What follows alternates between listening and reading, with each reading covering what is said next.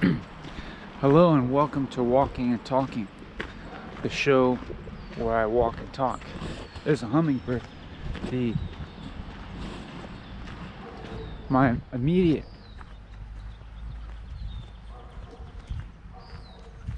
sensation that I notice is feeling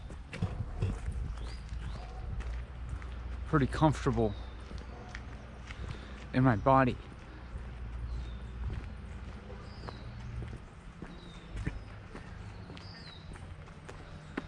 The temperature is very comfortable. There's no aches or pains or soreness.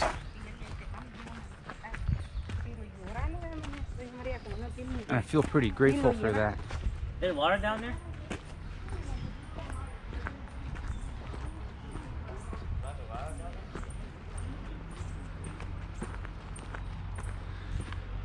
Also, this environment in terms of sensory input feels just right to me. It's not overstimulating. I mean, at the moment there's some people around, which tends to be a little bit distracting, but that's all right for the time being. It's not too bright.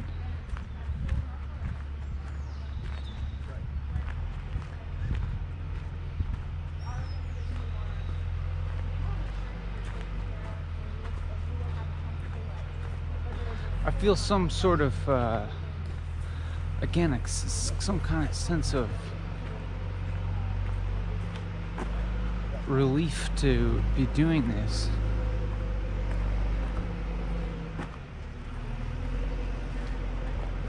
Because when I'm doing this,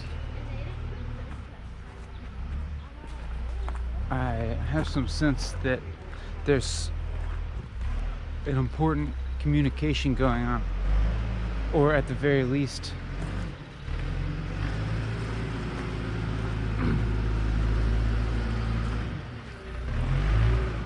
an ability for me to communicate as clearly as I can.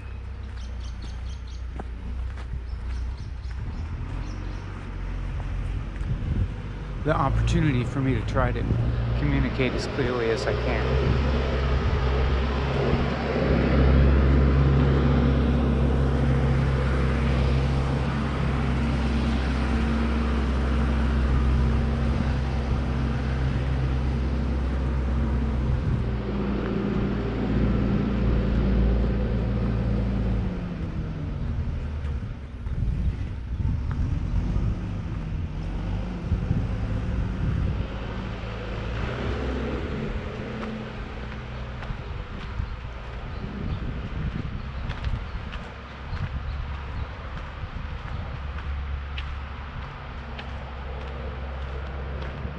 There's this long pause that you have probably noticed,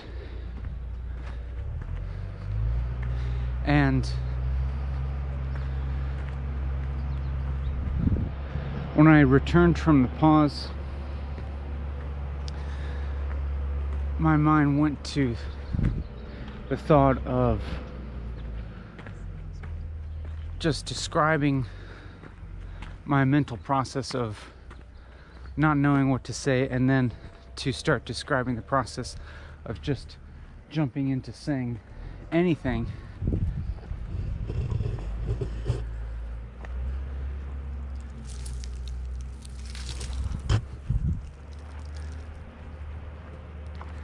And then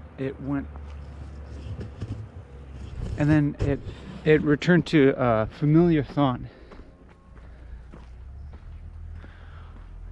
that I often, I think, articulate after a short pause in talking, and then I felt uncomfortable with the familiarity of that thought.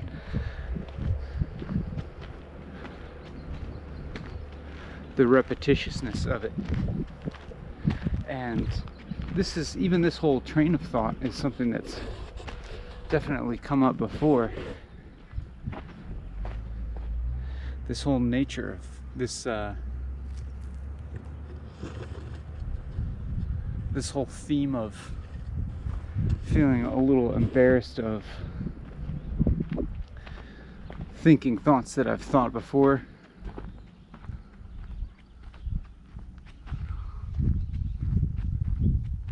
Because I'd prefer to feel like I'm involved in a more generative and creative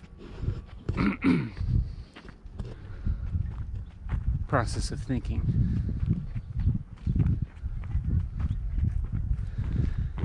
But I recognize that this is part of getting started, and there's always,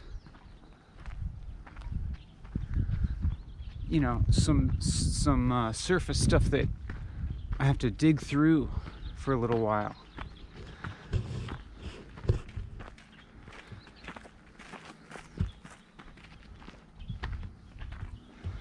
Because once I turn the camera on and start recording my thoughts,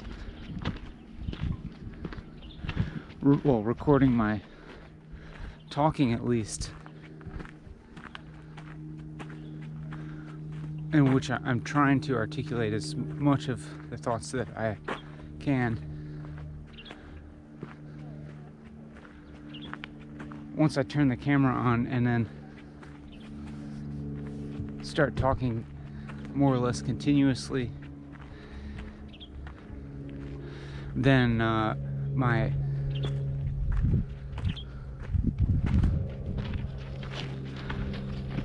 that observation on my thought process starts to dig in and I guess dig deeper over time, you could say.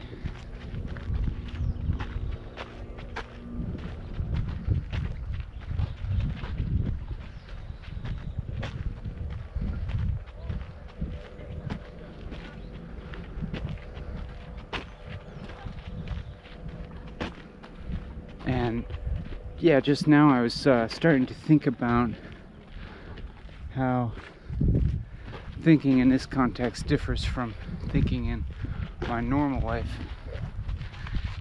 And then I wondered whether I should include that thought in my speaking, if I wanted to actualize that thought into this, or just if I wanted to introduce that into this, just because of the reference to this outside time, the outside time of when I'm not walking and talking, and talking about thinking while I'm not walking and talking.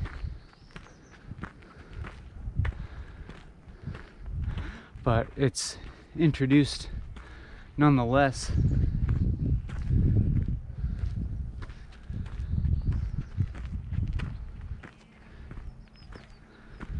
And so my question now is that directing my attention away from what's going on right now?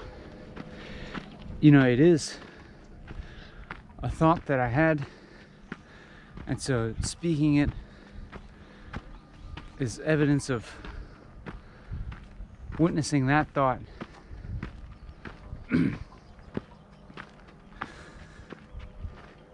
And maybe as we go along, the object of the witnessing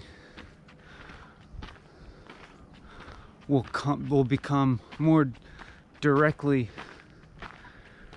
referent to what's happening right now,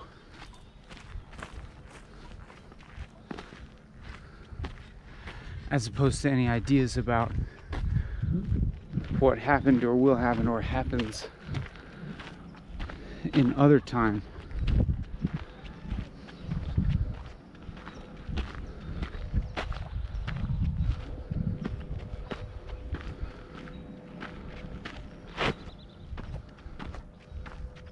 I'm physically walking uphill, and I think this act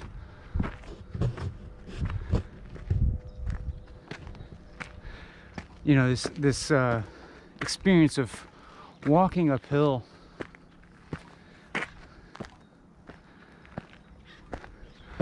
seems to color my whole experience to some extent. Well, I mean, at least my bodily experience is experiencing this exertion, this mild exertion.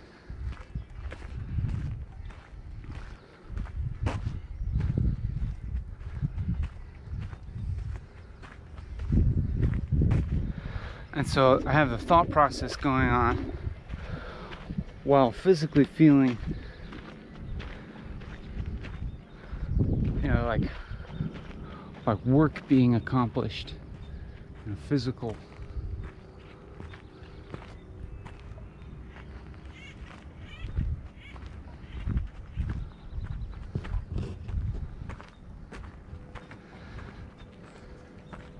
And I think oftentimes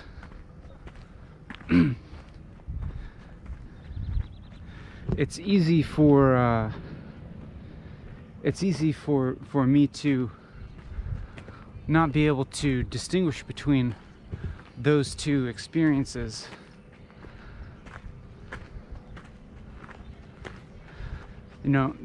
What physical sensations I'm having and the quality of the thoughts that I'm having, and to notice the link between the two.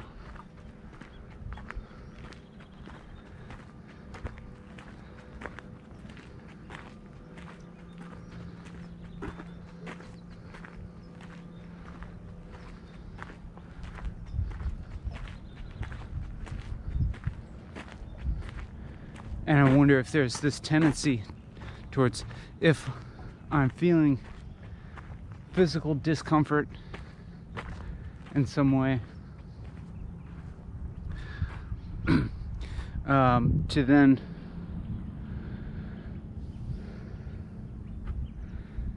link that with the thoughts that I'm having, or for it to affect the type of thoughts that I'm having, whether I'm going to be, it might influence me towards thinking like what I could call uncomfortable thoughts.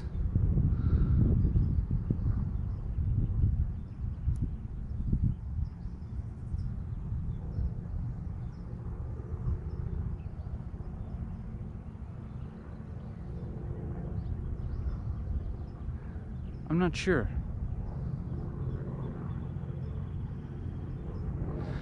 Because I'm thinking about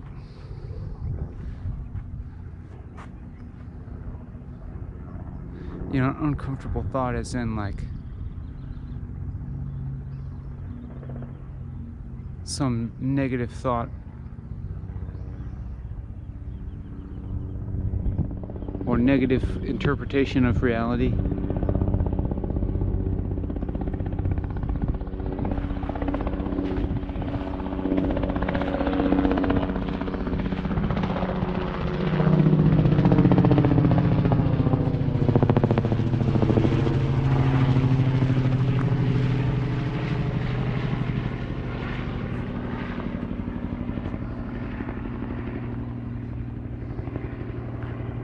And I think I'm wondering, does that happen?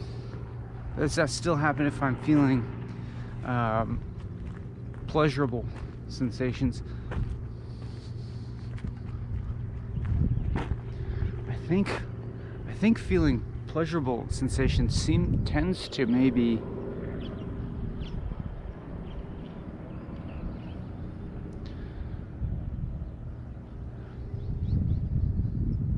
somehow block out negative thought.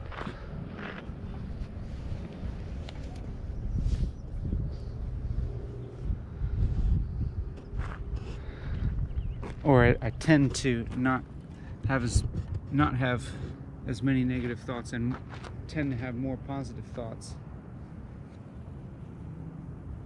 when experiencing pleasure. But at the same time, I often feel discomfort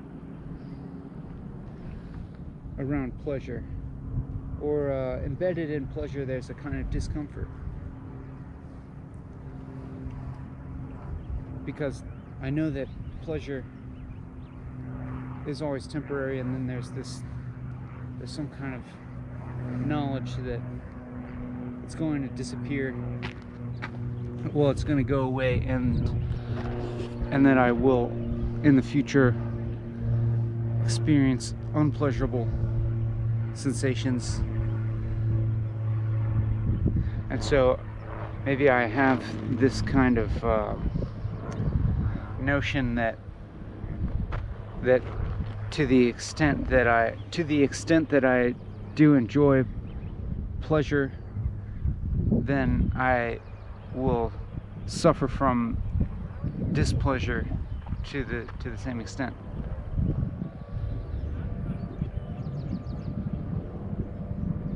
Like if my whole identity seems to be wrapped up in the pleasure, as in like this is pleasure and it's affecting all of me, including whatever witnessing capacity that I have, then I fear that later on that I will be completely wrapped up in displeasure to the same amount, you know, like this. If I'm not able to have a witnessing self that can witness my body and my mind with some level of detachment,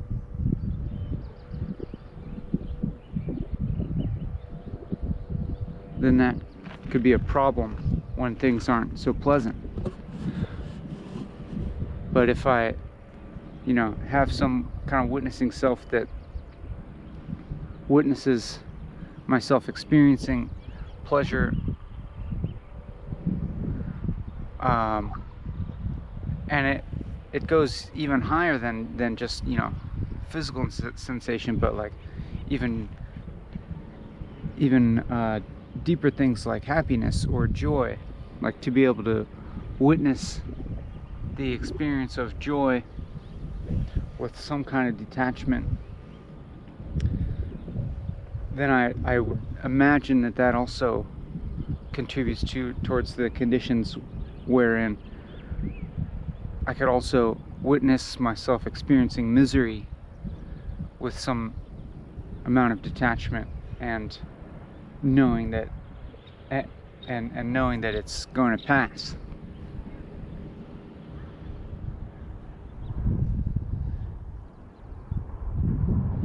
And it seems like it's helpful to have that perspective.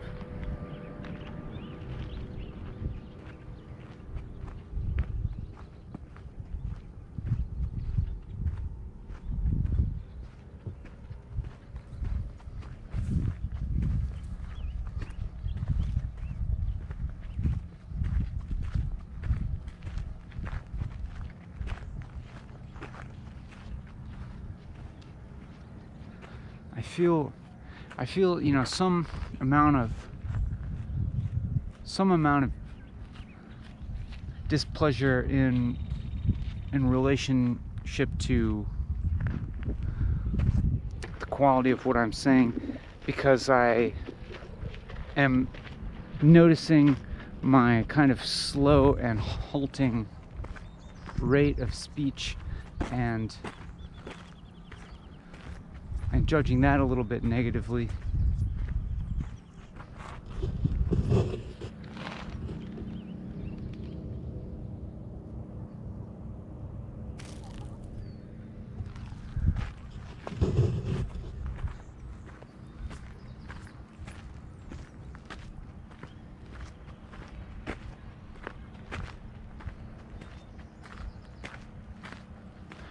And then, then I'm thinking about acceptance, like I have to accept that, well, that's in the past now.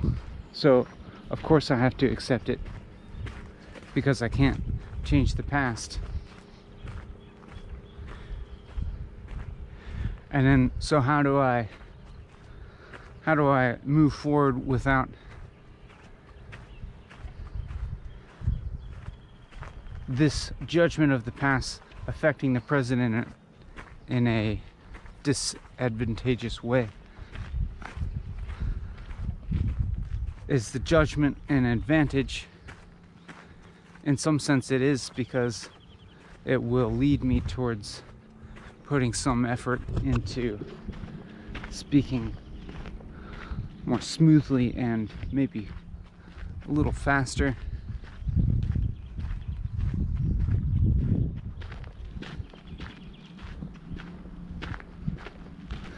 So that's fine. I seem to be now doing that. I'm putting a little bit more effort into speaking a little more fluidly. Hopefully. I'm trying. And as I do that, I notice myself continue to walk, I'm walking on relatively flat ground now, as opposed to going uphill.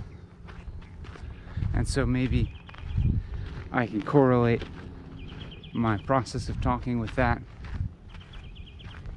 meaning that I'll just propel it forward at a pretty even rate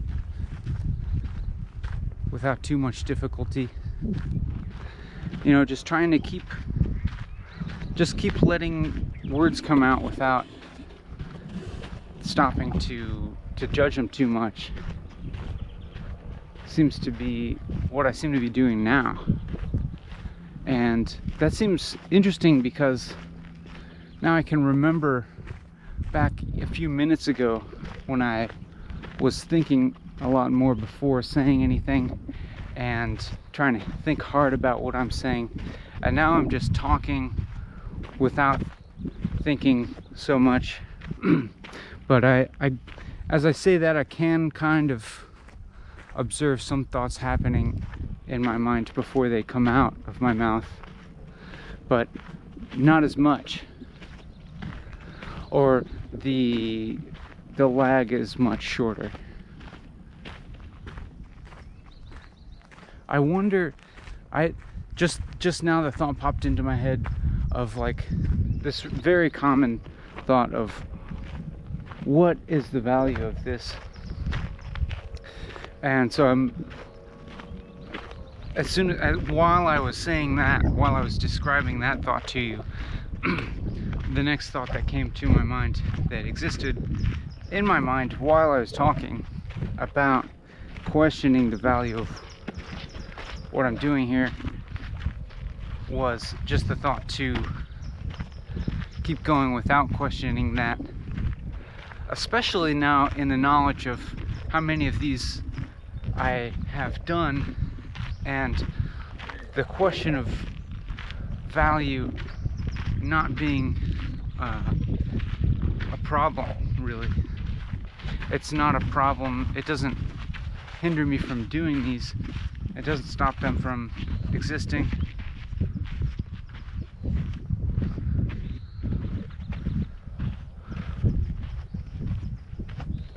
Whether there's any value here or not, there's plenty of time afterwards to determine that, I don't have to devote mental resources towards that question right now if I don't want to. But it's also fine if I do. But in the meantime, what's more important is really to just continue talking.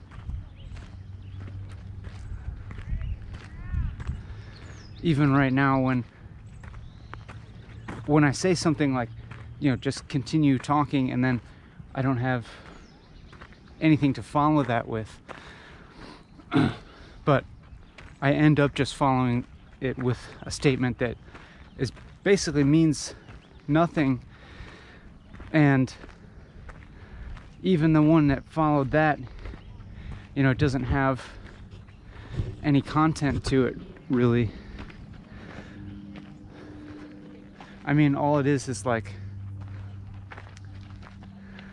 this continuing reference to a train of thought that's pretty empty, that feels pretty empty at this point, but in some way is successful at being so reflexive that it's not referring to anything in the outside world, and I take some kind of enjoyment in that. Some kind of enjoyment in continuing to talk in a way that isn't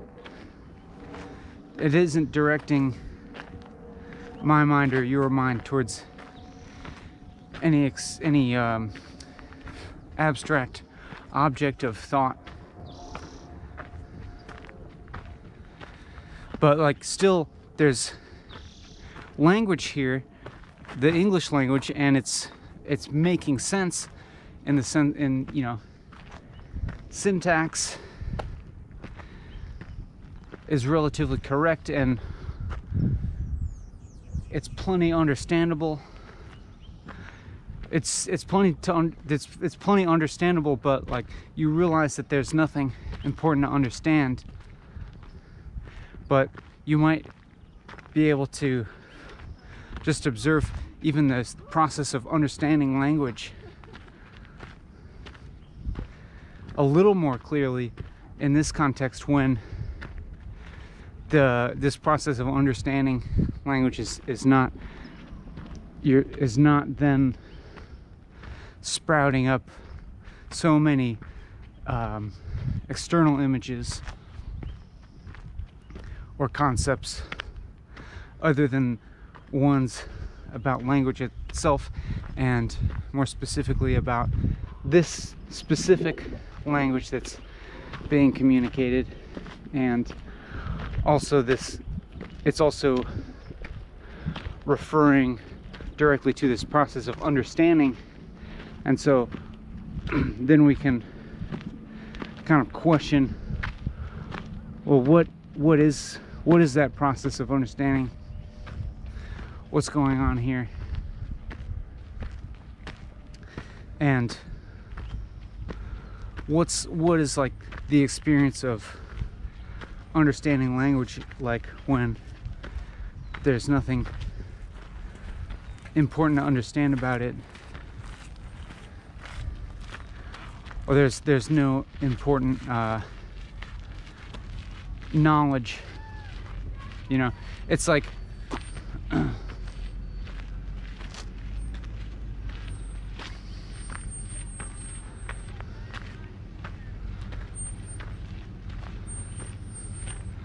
I don't know, maybe it could be considered as a form of knowledge, but it keeps going and going, and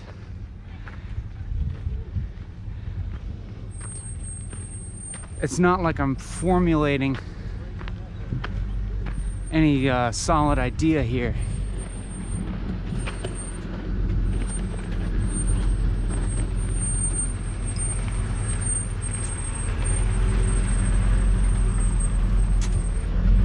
It's not like I'm going to complete a thought and then you're going to have a complete idea to take away from it and contemplate. Like, you know, so far I've been talking for half an hour exactly. And if you think about it, there's nothing to take away from this. Like if you were to ask, like, what have I learned in this half hour?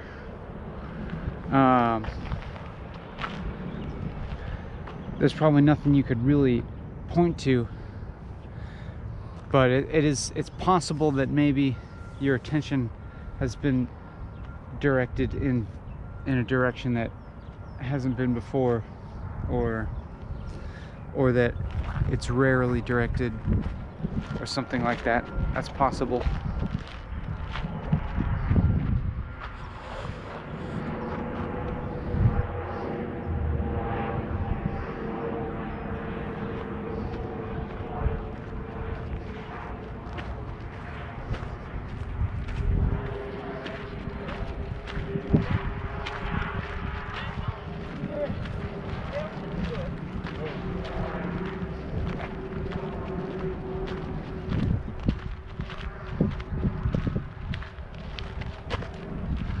But you know, when I have a pause like that, then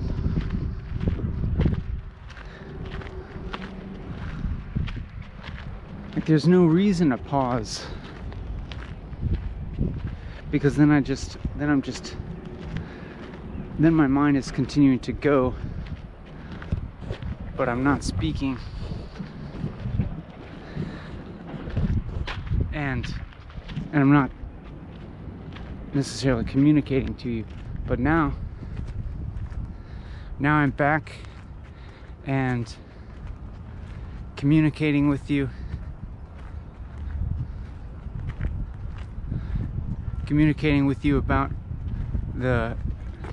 about communication,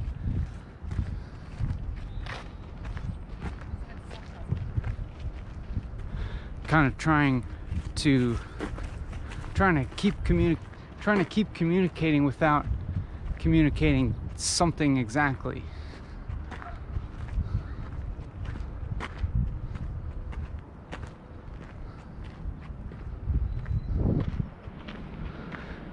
You know, just like the value of communication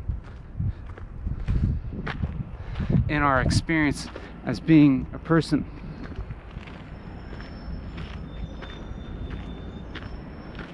It's really important.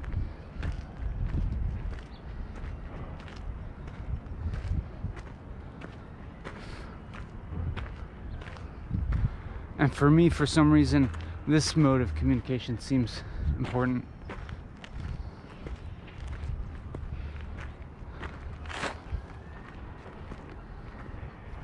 But maybe, you know,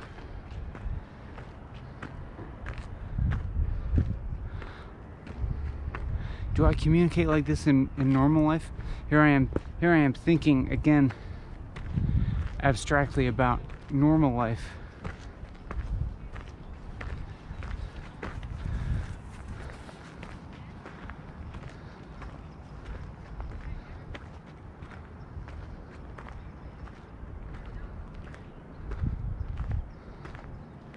Never feels like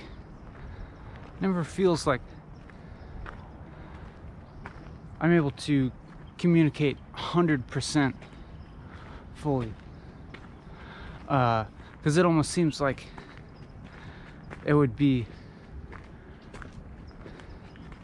as if you want someone to understand you so completely that it's like they almost merge with you and become you, and the desire would be like to have everybody become you, which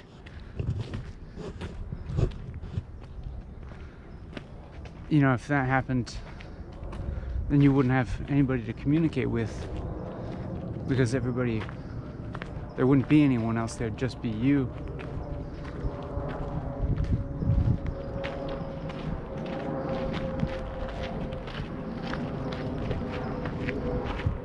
It's like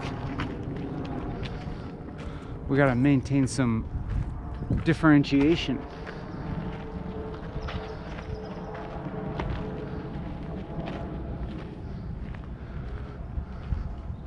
we got to differentiate ourselves from the world in order to have something to interact with. Otherwise, there is no interaction. But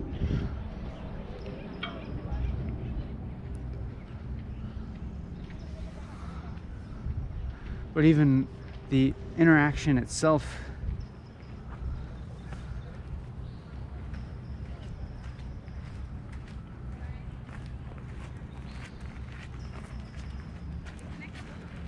being the link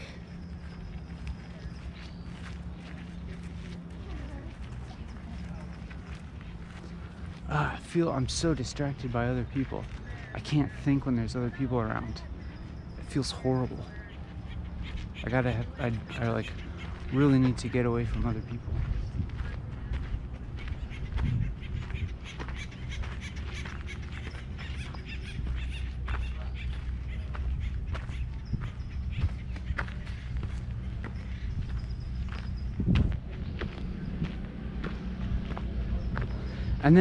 And then again, this problem is coming up where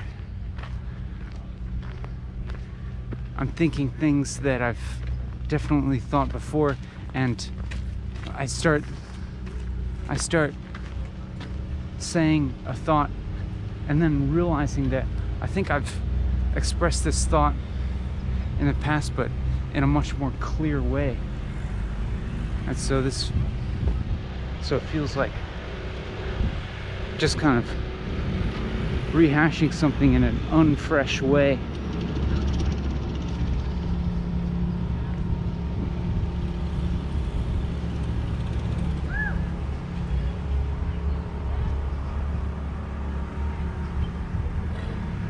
And now I'm kind of noticing myself reacting a little bit negatively towards being around other people and human activity around me. And so I'll try to remove myself from this situation, but try to accept it to the extent for the time being while I'm here. And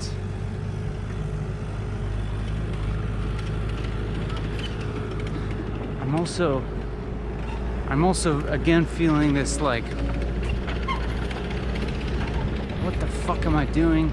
Feeling of like, this is the dumbest shit that I'm doing.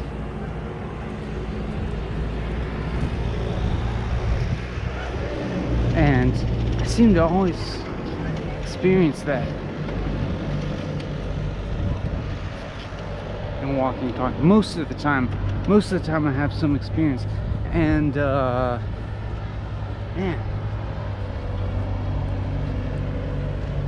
but I keep doing it.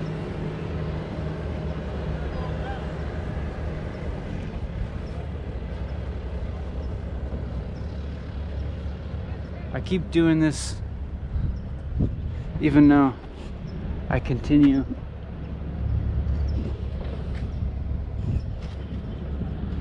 even though almost every time I feel really embarrassed to be doing it.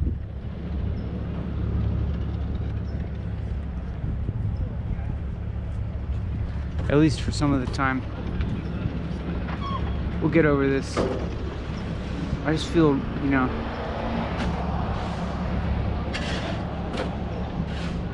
like I can't do this like around other people.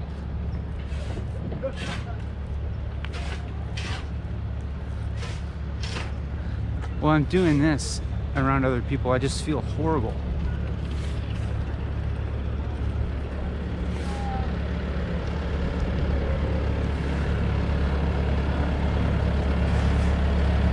I just feel like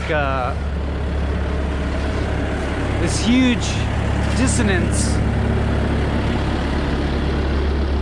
a huge dissonance between what I'm doing and I suppose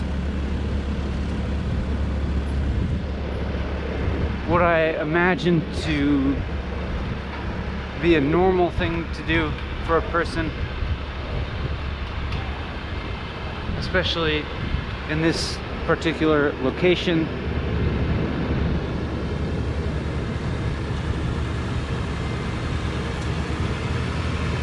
And judged myself as some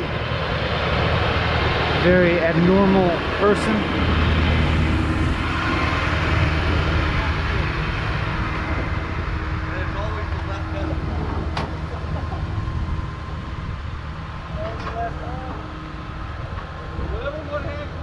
And there's many times when I just wish that I were like a normal person, but then I wonder if that thought is in itself kind of narcissistic.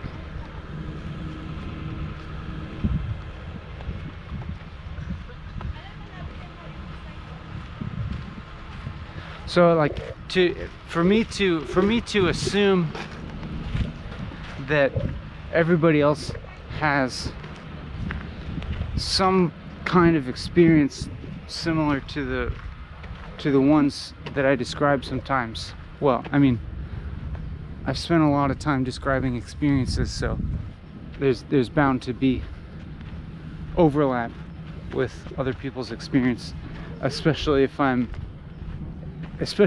trying to describe just very fundamental experiences of that, you know, focused around just consciousness itself, and then radiating out from consciousness the experience of being human, having a body, having thoughts, having some kind of social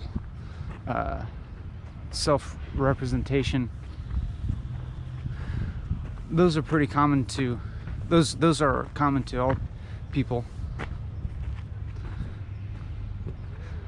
So I imagine it's not insane to think that other people maybe experience many of the types of experiences that I have and describe.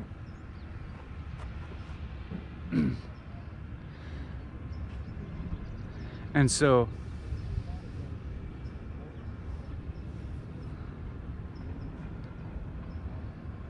is it important to describe them if everybody has them? I mean, yes and no.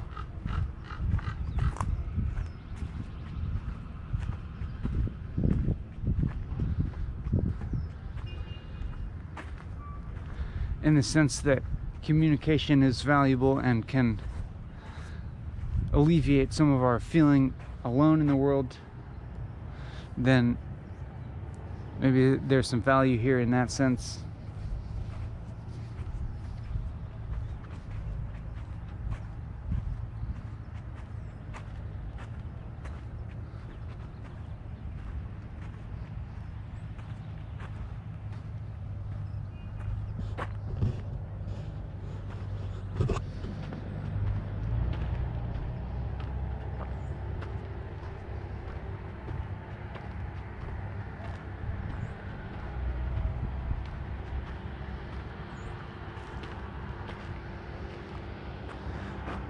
Lots of thoughts. I feel just so agitated by the human activity, and I probably wouldn't be if I weren't doing this. Or not as much anyway.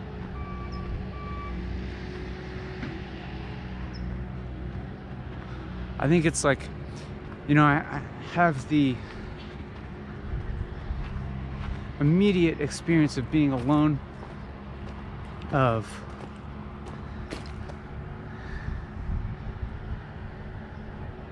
you know,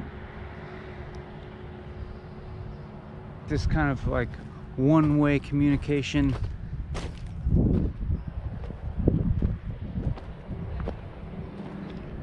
Is it easier or harder than actual dialogue?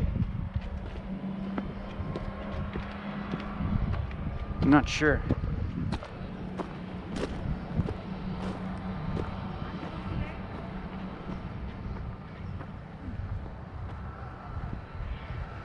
I feel this really, really strong desire for, like, you know, just normal communication. So what's my fucking problem? Why don't I just fucking do that? Just actually talk to somebody. I don't know, because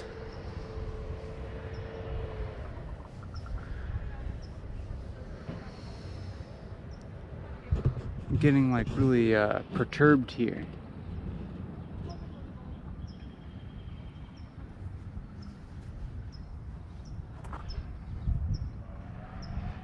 And I feel, I actually feel, kind of painfully alone.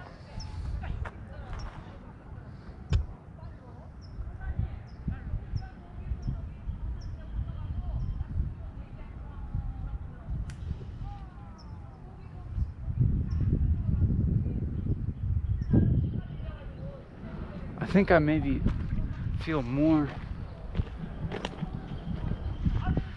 painfully alone right now in the proximity of other people who seem so not alone.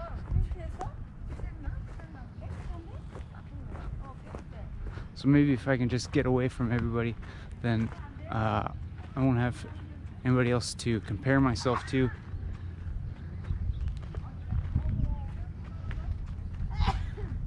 And so I'll feel less alone.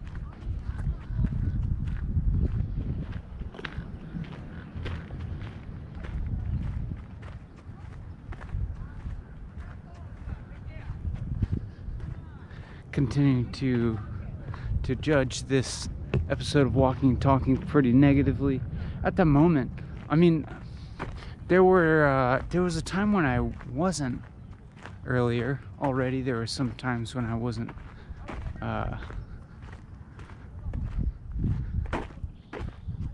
really experiencing judgments.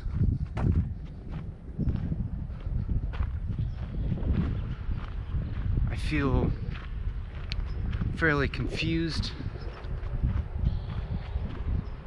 like as if there are a lot of competing thoughts and disparate thoughts, disparate trains of thought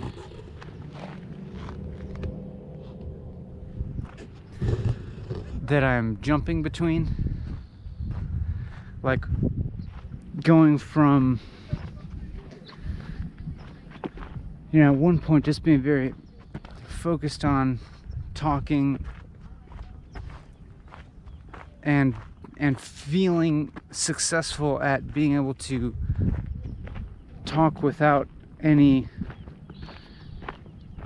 external object of the talking, just talking about the talking itself in a way that seemed like somewhat illuminating of the nature of communication, or potentially so. And then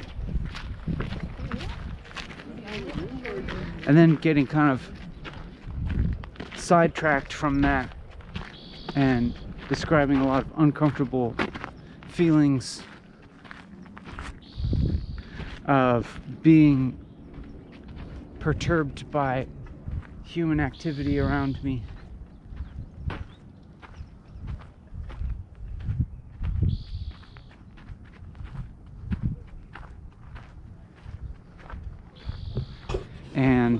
And then starting to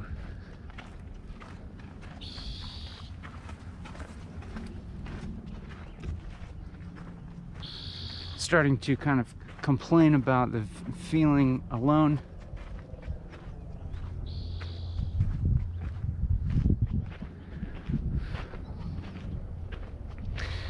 But I'm noticing now, here I am still talking, and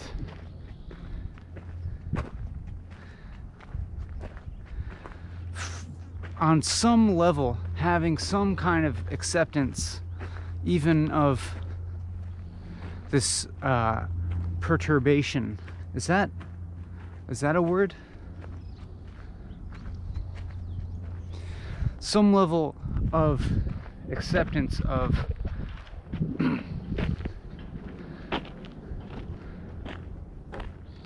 of having these uncomfortable feelings and expressing them,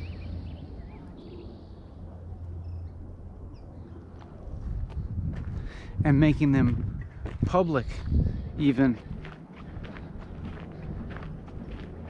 And I think that acceptance stems from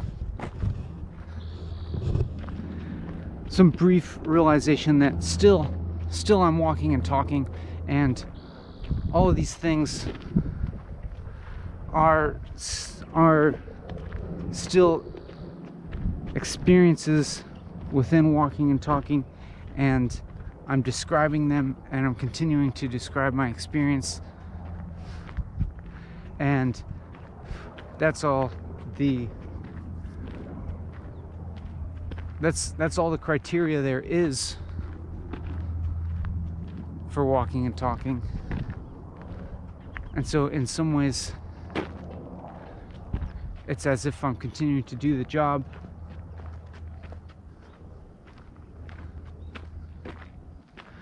it's almost as if the job of walking and talking is to just doubt a lot, keep doubting a lot.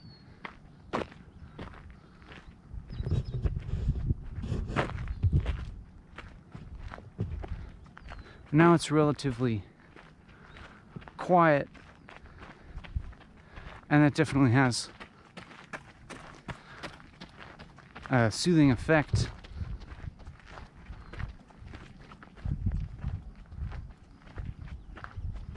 on my experience.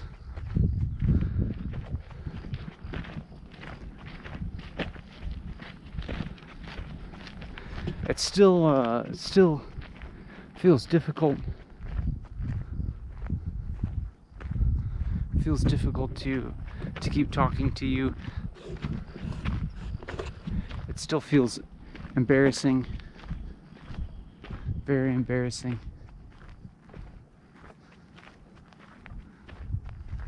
Because at each moment I'm like having this experience of like, I don't know what to say. I don't know what I'm doing. I don't know why I'm doing this. I'm unsure of any system of evaluating what I'm doing, and any conventional system of valuation for media, I think this would rank like off the charts bad.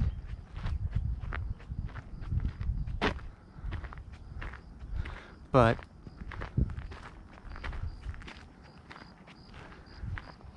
you know, and now my mind is racing to come up with some alternate system of valuation where this ranks high on.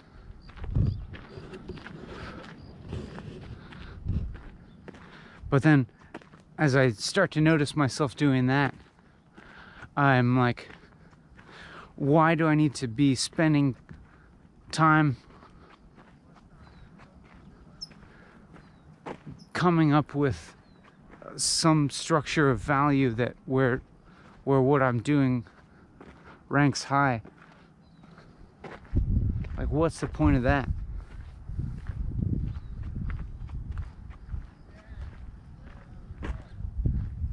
What's the point really of like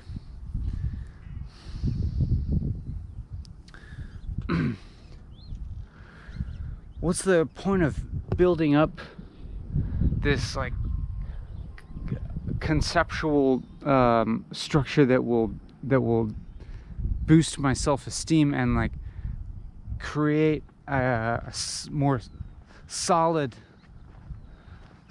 concept of what I'm doing, and by extension who I am, and the worth of what I'm doing, and by extension the worth of me as a person. I guess that's what I tend to be doing throughout my life. Holding on to a solid, creating a narrative of who I am and why I'm important.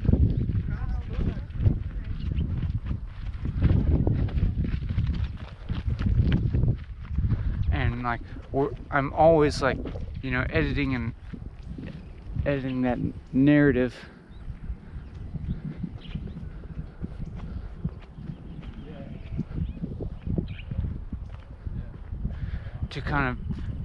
To try and prevent this experience of real emptiness, which is really uncomfortable. But I guess I'm trying to let myself stay in the emptiness and get comfortable with it. But here I am, this thing that I just described as myself doing, that's basically what I'm doing, is creating that conceptual structure in which to evaluate this activity positively. And it's in itself is empty. Like what is this emptiness that I'm talking about? Like, what does that even mean?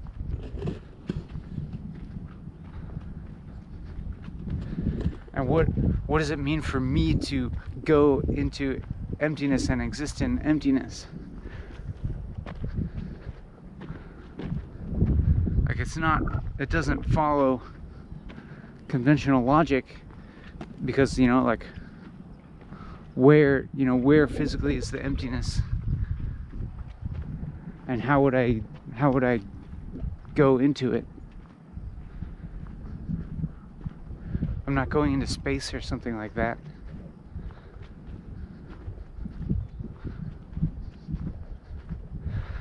But I guess it's kind of a metaphor.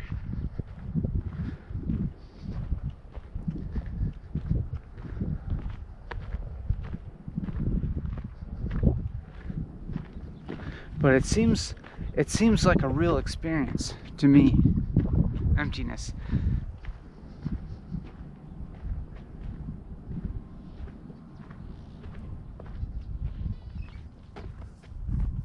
And it seems to like be the thing that underlies all negative experiences. And maybe even all positive experiences.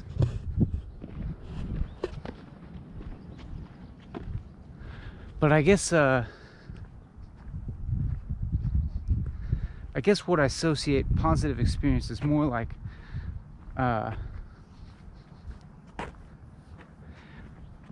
an experience of form, of like coming back into the world in some way that feels real, I guess.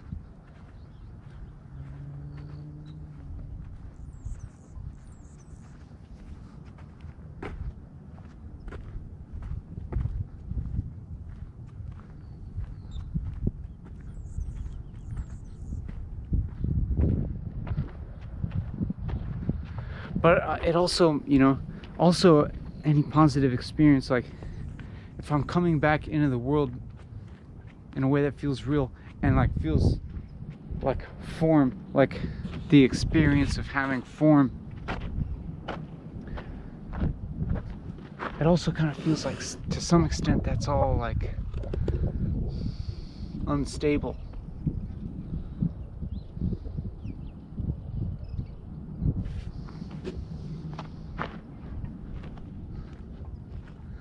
I'm never it's like, you know, I'm never like really stable as a person, you know. I'm always aging. I'm always getting closer towards death.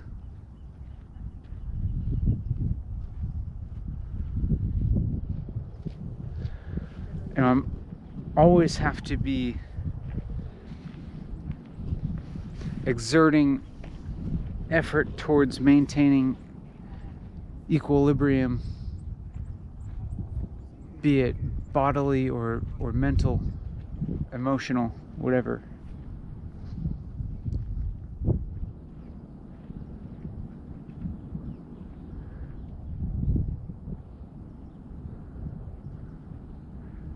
You know, it's like you start to get hungry, you gotta eat. But then once you're eating, you can't eat too much. And you gotta stop eating. And then you gotta not eat for a while. Then after a while, you gotta eat. And then you gotta not eat for a while. And then you gotta sleep for a while. And then you gotta wake up and be awake for a while. Then you gotta sleep for a while. Then you gotta drink some water. And then you gotta stop drinking water. And then you gotta pee.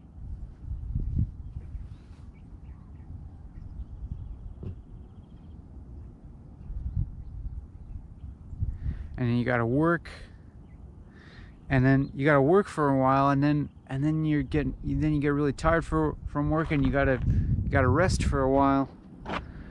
But then, you know, you can't rest forever because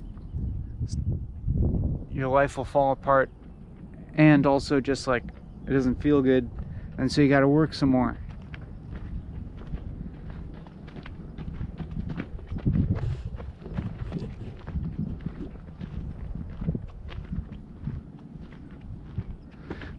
These are all pretty fundamental human experiences.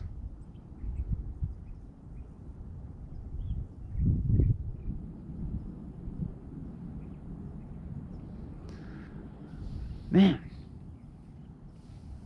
it's just like, also, you know, what's the point of communicating at all? Like, you know all this stuff. Everybody knows all this, right?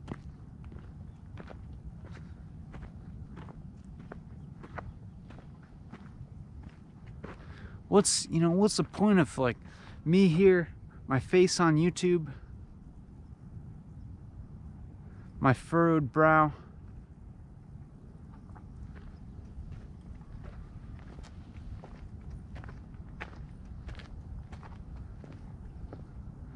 what the hell am I doing here?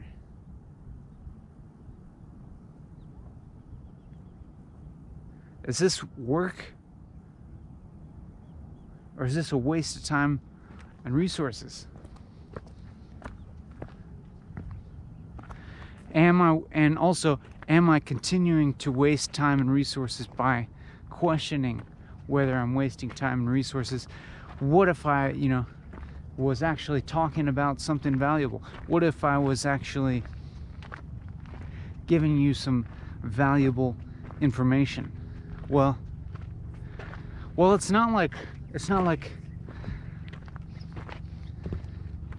if I were giving you valuable information, or information that's like confirmed valuable, it probably means that information already exists in the world in some form or another. And in that sense, it's not really valuable for me to repeat it. Except to the extent that maybe I am transferring it or synthesizing it or communicating it into a specific realm where it's needed.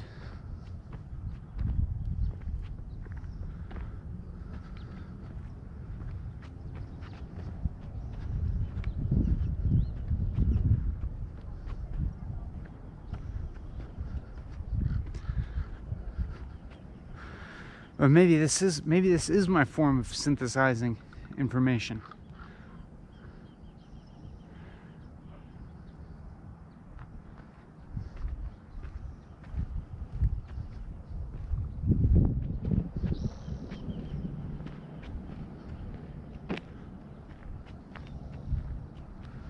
I don't feel clear right now, I can say that. I'm walking slightly uphill. I'm unfurrowing my brow.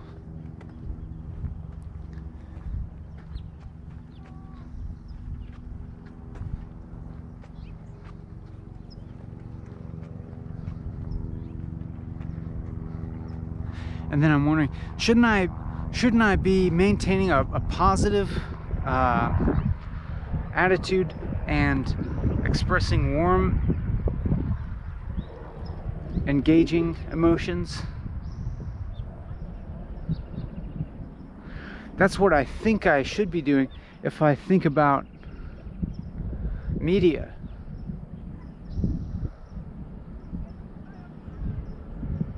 And I think I should be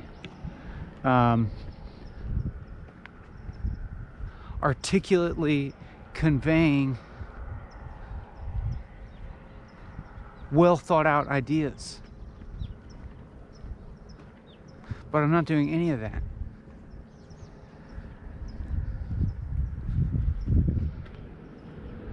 Just something completely useless. I don't know, actually, it's not even completely useless.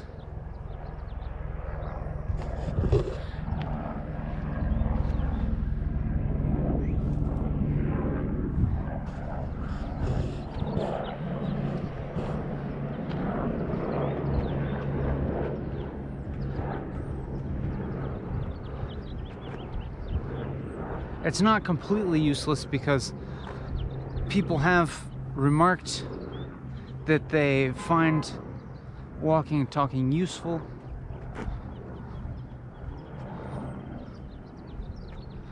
As some kind of like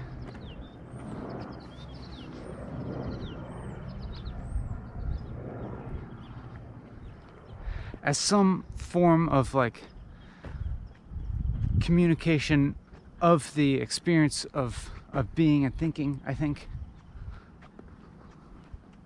Of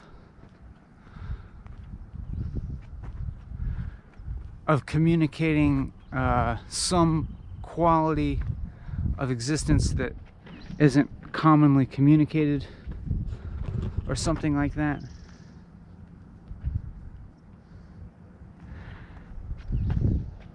And maybe also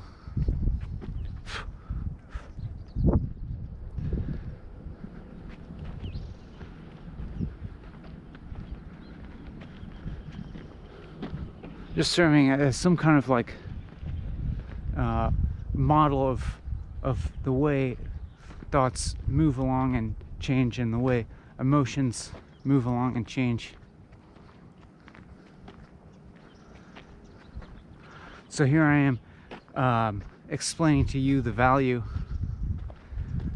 or one potential value, of walking and talking. But value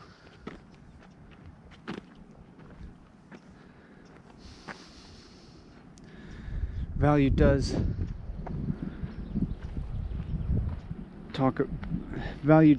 point. I can't, even if there's one person around, I can't fucking think.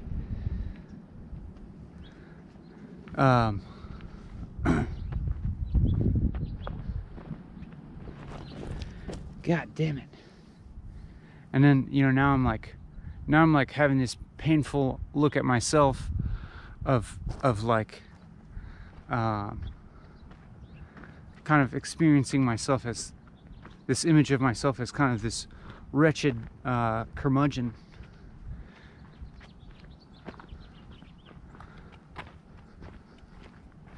who can't even tolerate the presence of another human being.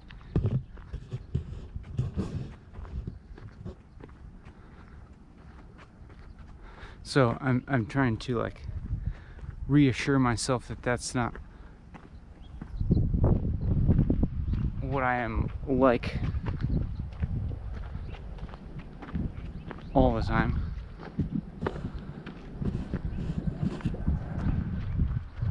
because I seem to. Why do I even have a problem with that?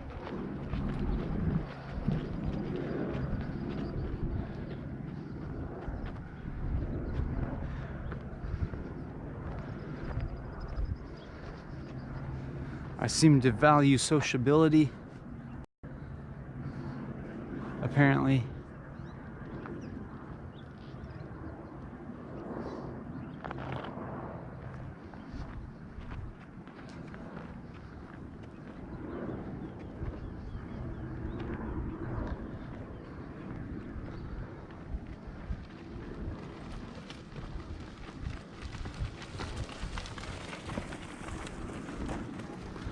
I feel like horribly self-conscious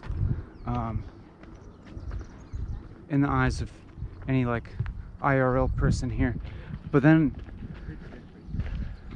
somehow I don't feel so self-conscious in the eyes of you, the YouTube viewer. What the fuck is going on? What the hell is my problem?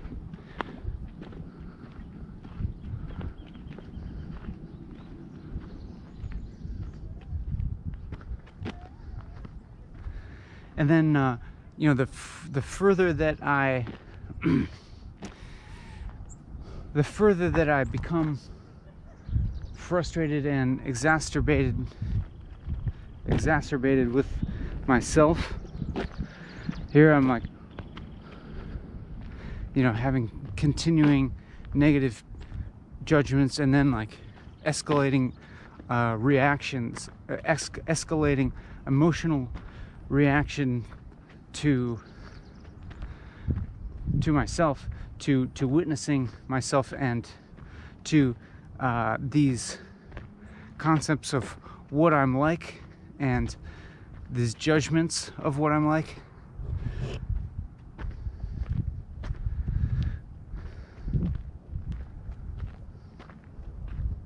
And then it's like a snowball, because each negative reaction that I have towards myself, then I have another reaction towards that reaction, you know.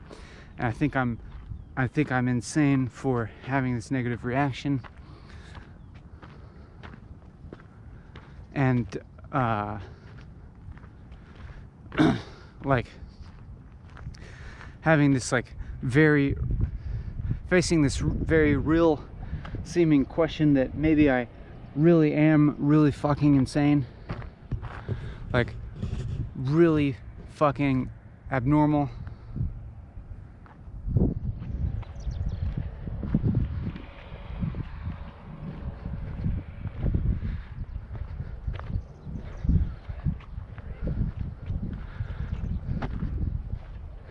And you know, of course that's an evaluation made in comparison towards what I imagine the normal to be, the acceptable to be. I see all these other people walking around and realize that every single person has the same type of interiority. You know, not necessarily that they're thinking anything like me, maybe sometimes, but at the very least, like, all these other people also have a subjectivity as to you. And then, like, even when I say that, like, ooh, garter snake. There's a garter snake looking at the lizard. Holy shit.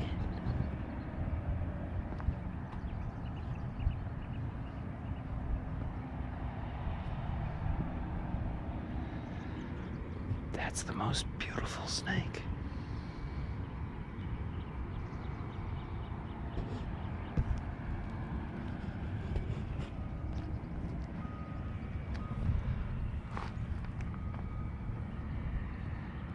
Is it trying to eat the lizard?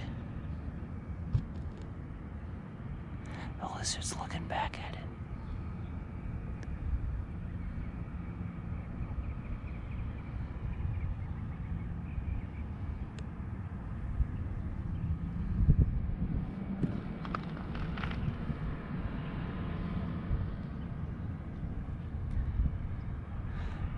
this kind of seems like seems like a kind of good excuse to just like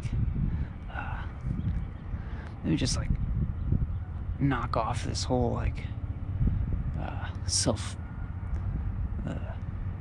critical process for a while, you know. Or not just like look at some reptiles for a while. Reptiles don't have this self-hatred. Whoa, shit. I disturbed everything. Bye.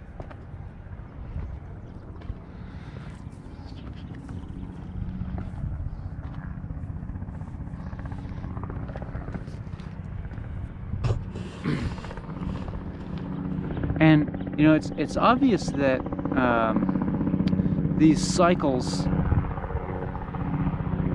happen within walking and talking.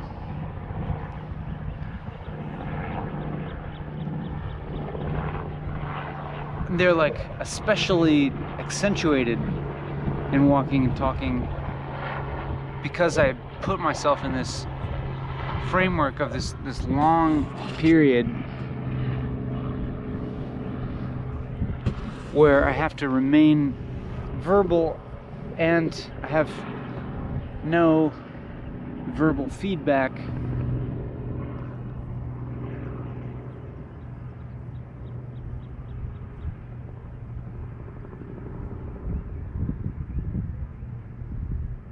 And I'm like communicating somewhat one-sidedly.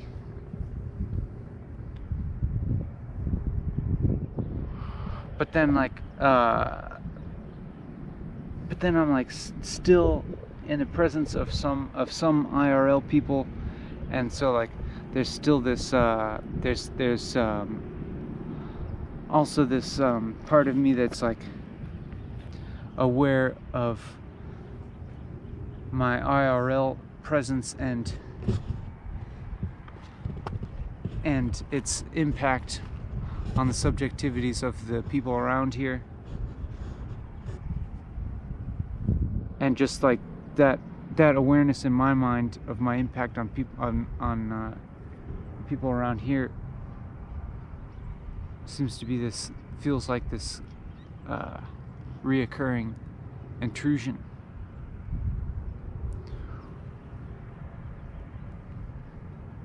And I'm aware of how weird it is, how for somebody to see a guy walking around with a wooden stick with a camera rubber banded to it, just talking into it continuously, and kind of how that might be kind of disturbing to see, because nobody in real life, well, they can't hear but a very brief snippet of what I might be talking about, but just like the image of this could be a little disturbing, I would think, of like a guy just filming himself talking to the camera. Like, what the fuck is this guy doing with his life?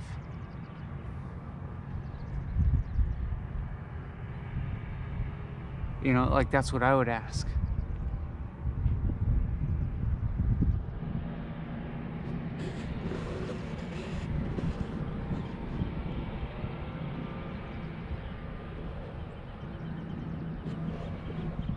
It's a weird world, you know.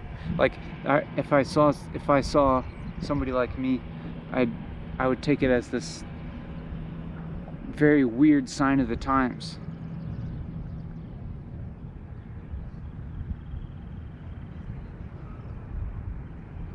And I would be like, that guy's, I'd probably feel bad for that guy.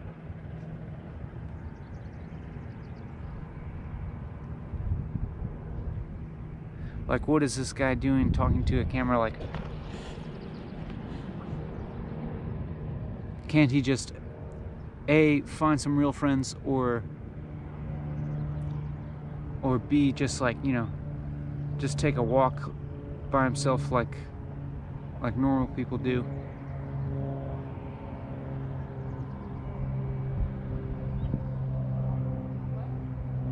Instead of, needing to make this narcissistic representation of himself, filming himself.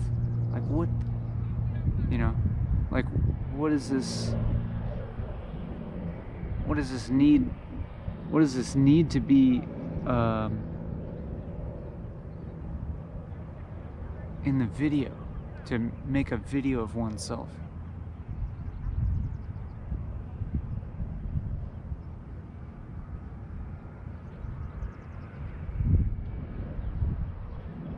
I mean, and it is totally insane.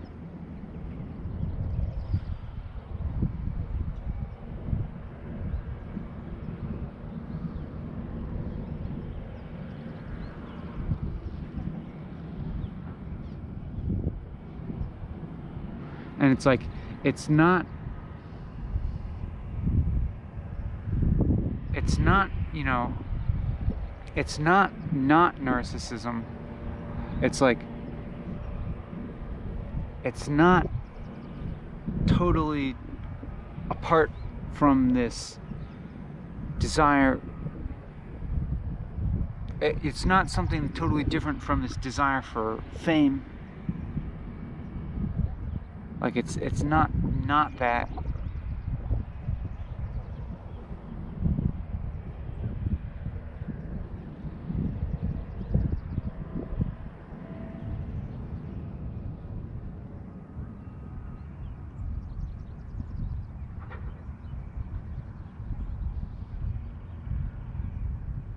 And like, and then at the same time, it's like, it's maybe also like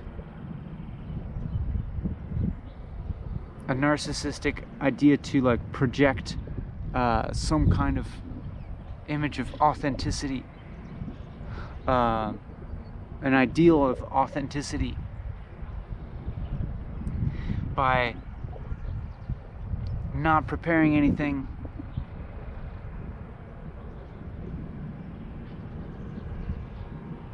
an ideal of autonomy by not doing anything valuable, or at least not doing anything that falls into any existing category of value.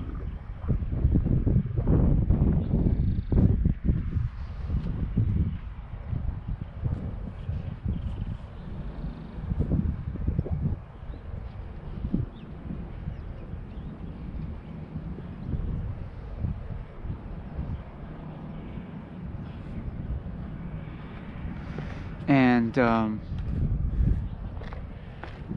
it's probably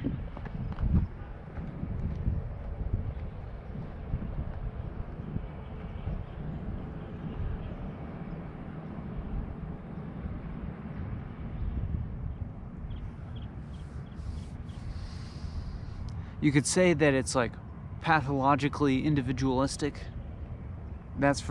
You could definitely say that.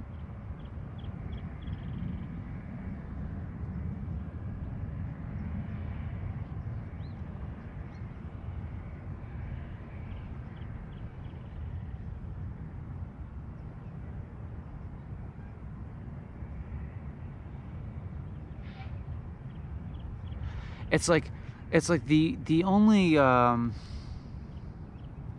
of scope of consideration where this activity seems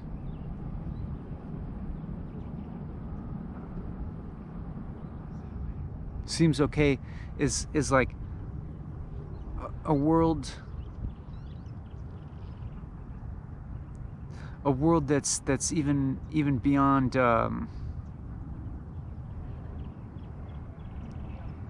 beyond human life as inherently valuable, as in like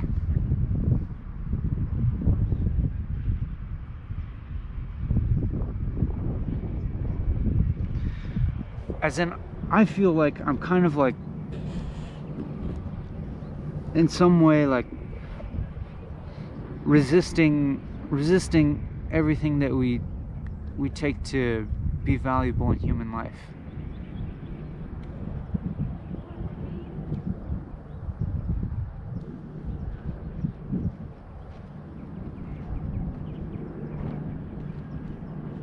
Maybe that's not true.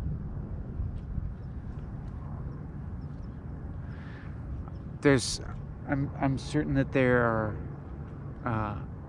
other ways to reframe this, in which this activity could be said to express some human values.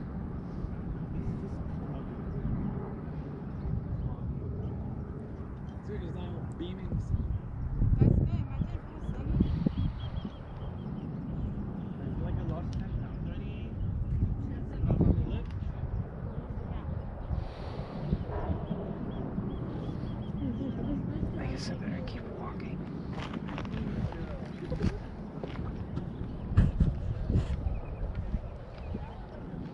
What? Ready, get the fuck away from there! Just looking at the. Yeah.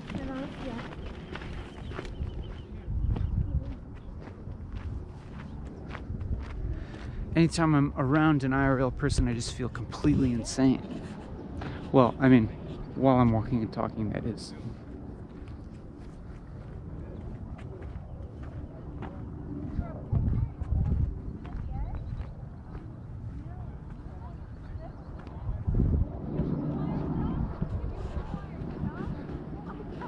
I can't reconcile at this point, like, how this could be valuable to you as a viewer. This seems like the worst video you could watch. I don't know, maybe you see it differently. Should I go up this really steep path? Why not? Let's go steeply uphill and see what it's like to keep talking when we're going steeply uphill.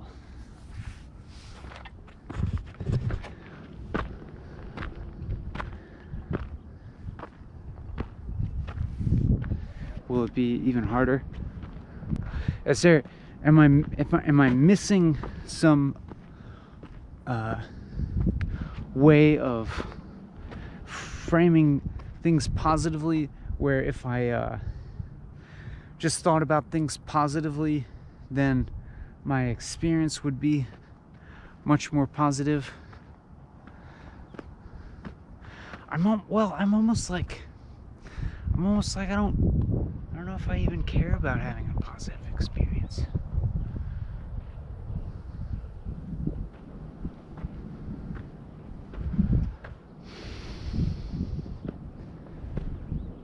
It's like I can't even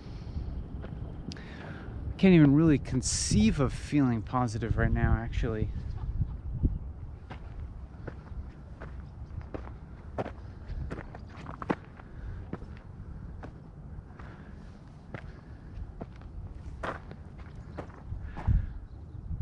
Like the idea of feeling like happy feels like a very, very distant thing. And even as I like hear myself say that, I feel even more embarrassed of saying it.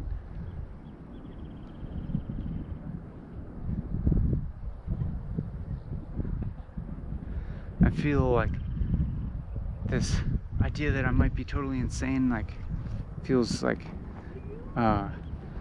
crushingly real when I hear myself say that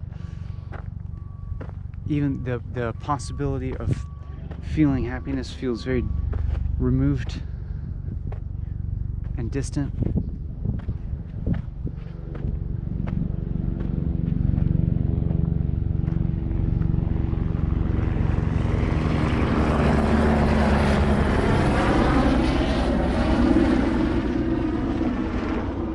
but it's almost I think it's almost like exacerbated by this notion that maybe I'm fucking this up, you know?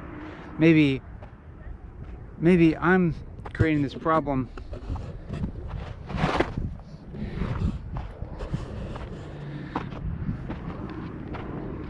by thinking about things too negatively. That I could, if I just reframed my thought in a positive light, then I would have an increasing cycle of happiness and positivity.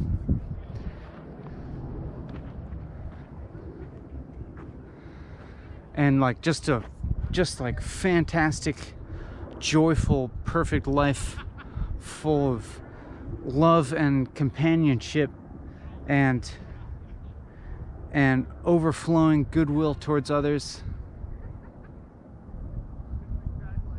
Like this, like this idea that I have in my mind that like what I should be like, that how my life should be going.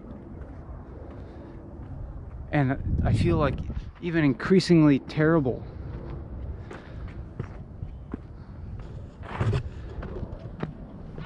with this current experience, and I can't fucking get away from people. Jesus fucking Christ. I can't fucking stand being around people right now. So I don't think anybody will follow me on this path.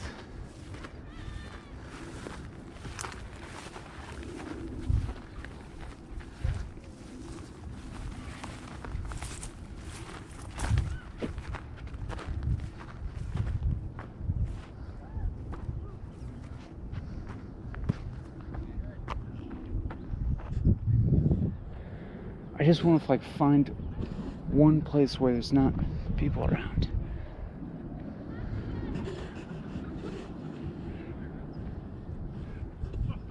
What the fuck is my problem? Jesus Christ. I'm such a curmudgeonly asshole. I'm so fucking insane and I can't fucking escape the view of these fucking people around. And I'm like increasingly hateful.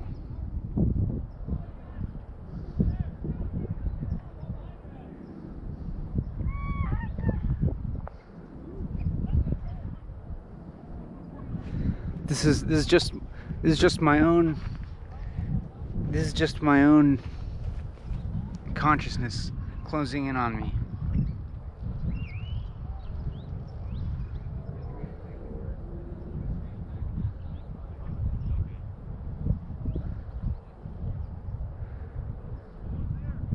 Like, how the fuck did I get to this goddamn place in my life where where I'm being fucking driven insane just by like there being other people present?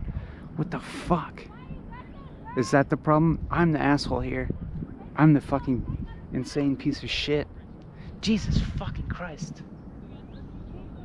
Jesus fucking Christ, I'm gonna fucking lose it. I'm completely alone.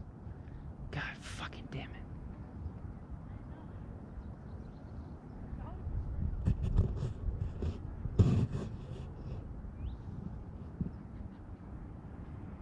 But I can't actually get alone.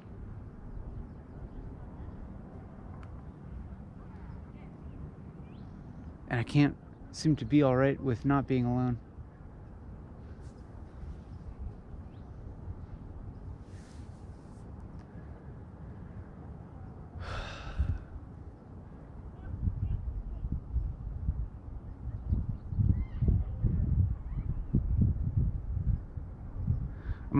I'm not sure if I'm even gonna publish this video.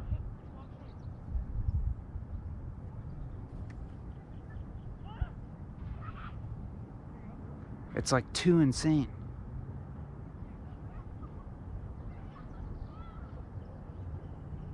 I feel too genuinely insane right now.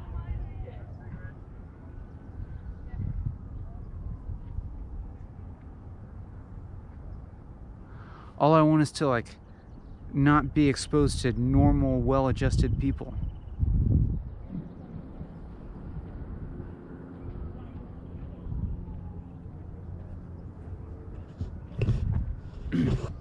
Because I can't fucking deal with my life.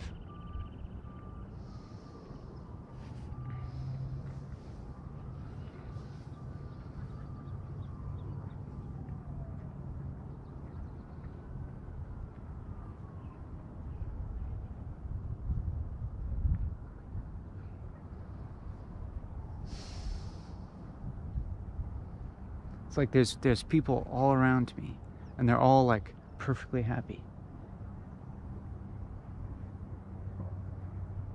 They all have friends, and they're enjoying company.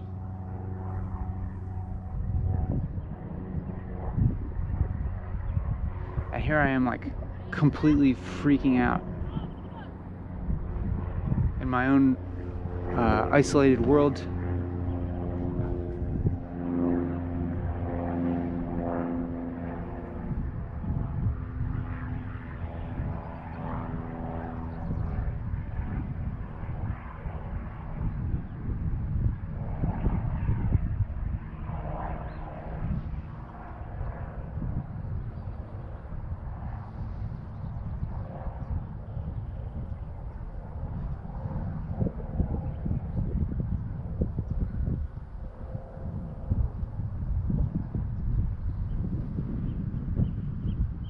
How could this possibly be reconciled? How could this video possibly come back from this? I gotta keep Jesus fucking Christ. Jesus fucking Christ. I gotta get the fuck out of here.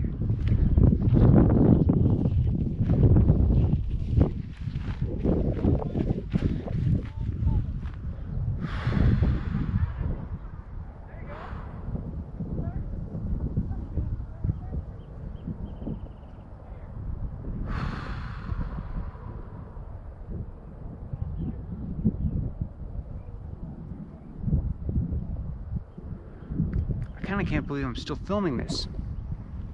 Remember, man, some past walkie talkies were so lucid and clear, and like free from these turbulent emotions.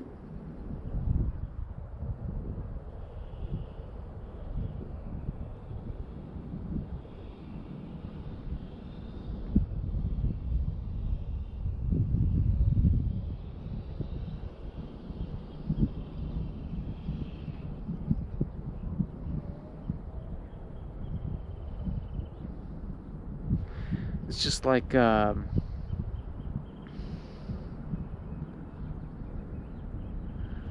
I'm like doing this process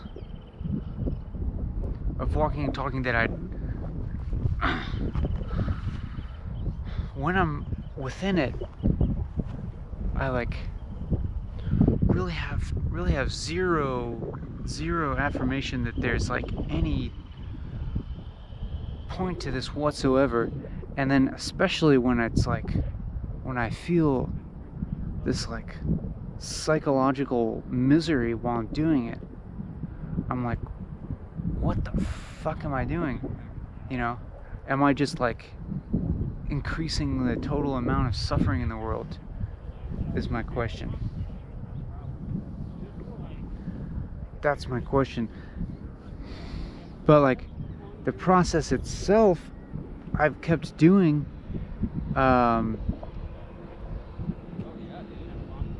apparently because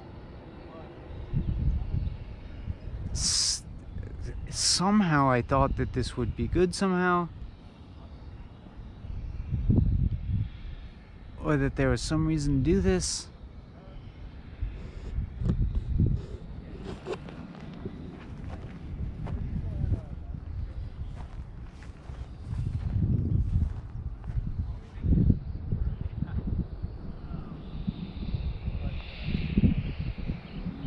I mean, I know I've experienced a lot of doubts while I do this, but this feels pretty intense, and well, it just feels real, you know. this feels like a very, very real, like,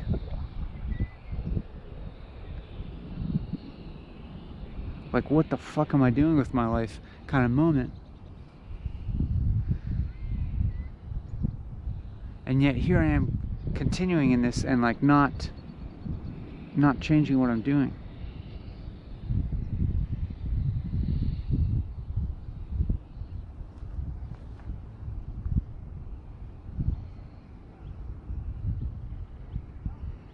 Like I'm continuing to, like I haven't decided to stop the video yet, and like just go start repairing the damage that I've done to my life via walking and talking.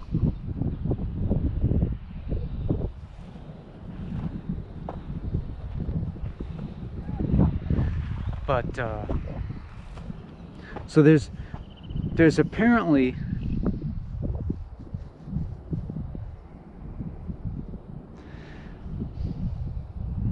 enough of a shred of will or a shred of like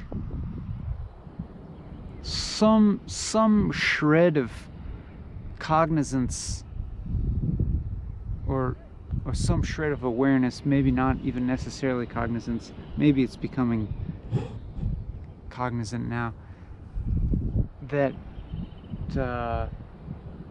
there may be something to sticking through this doubt and sticking with this experience even in the presence of like almost panic, and just being like, well, you know, this is this experience, to not completely identify with that panicked mode of thinking and all the doubt, and to act upon it.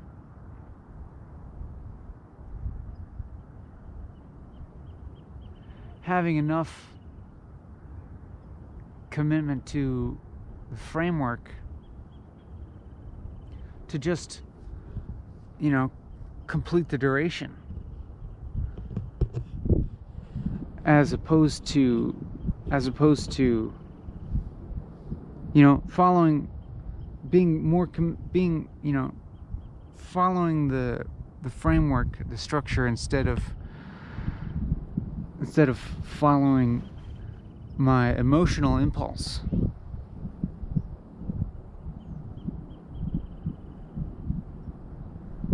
Which is to like immediately to, I guess what that would be to turn off the camera and like go meet up with my friends.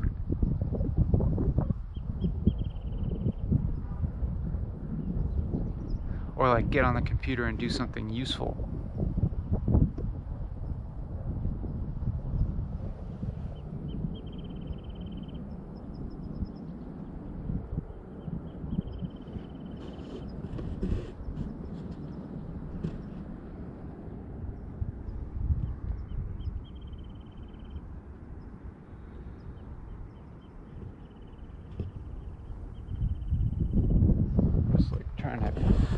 Trying to fucking hide for a while here. Just hiding out. That's why I'm not walking, because like this is just one spot where I can relatively hide from people.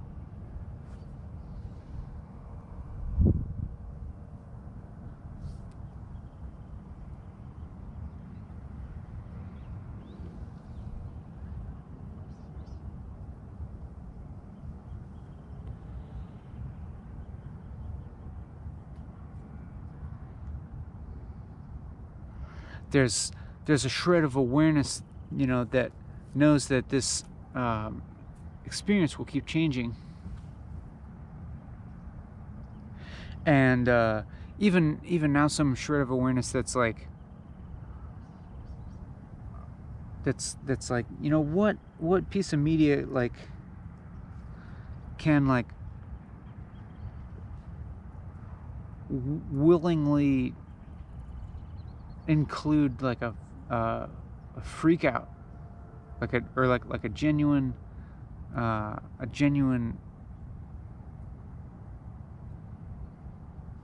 like near panic attack, and just like stick with that and include it and allow it, and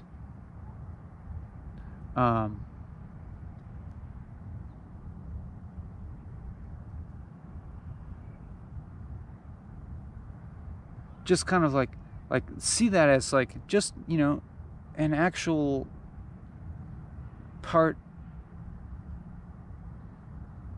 It's like, you know, a legitimate part of experience, that we don't have to like banish from the record, and it might even have some function. There might even be some function to like allowing yourself to experience something like that, allowing yourself to I don't know yet. I don't know the answer to that. Maybe I might be completely wrong here. But to allow myself, at least, I'm not going to prescribe anything, because I really honestly don't know what's good for anybody else.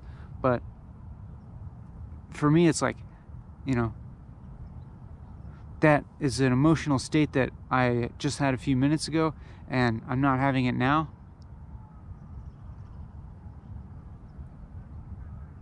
But my present experience is like, you know, connected with it, and I'm not like shutting it out as like being, you know, pathological exactly. At least I don't feel the need to at this moment. But when I was in it, I was rejecting it. I was like, I'm like rejecting my own experience because I'm judging it as pathological, and that actually contributed to it being more pathological. It was like in some way a self-fulfilling prophecy.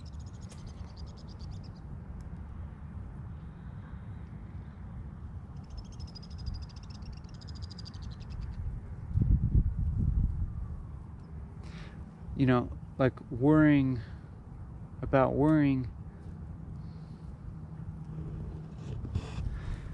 judging myself, and then immediately judging myself for judging myself, and then by starting to label my experience as like panicking or freaking out or something like that. It's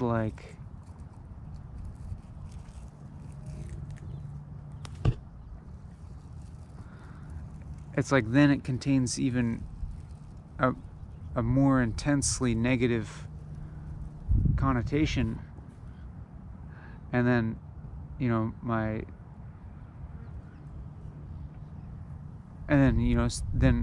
what follows from that is an increasingly negative judgment of myself as like being insane.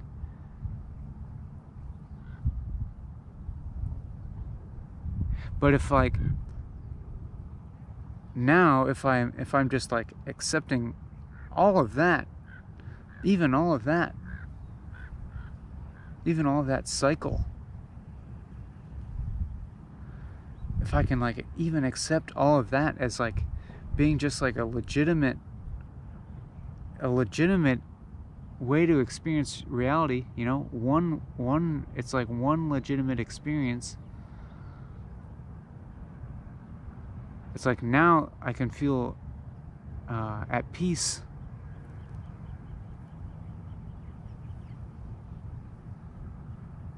Rather than continuing to freak out, as it were.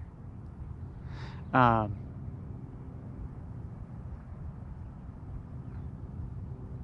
I think, like, I don't know, for me, like, it just actually feels honest. It just feels honest to freak out sometimes.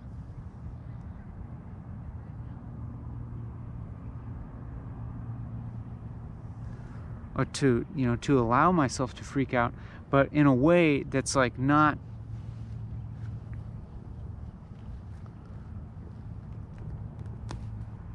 that's ideally not impacting others negatively, you know. Like, I guess I'm not trying to impose that disruption on anybody else's psyche, but in some ways maybe I should, you know, like to include it in this video, to like allow it to be part of this video.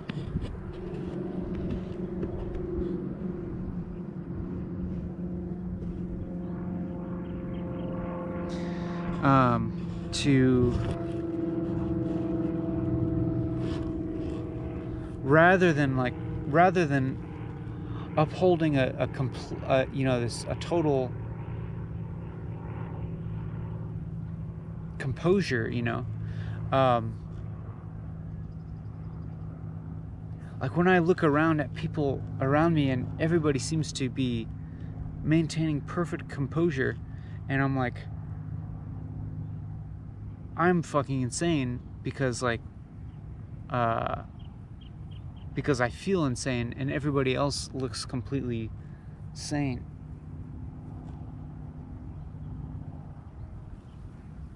So maybe, you know, if I can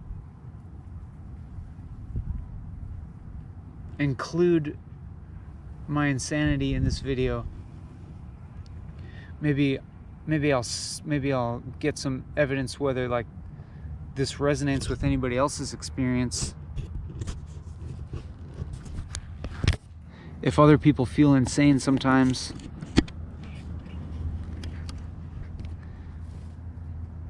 do other people feel secretive and ashamed about feeling insane sometimes?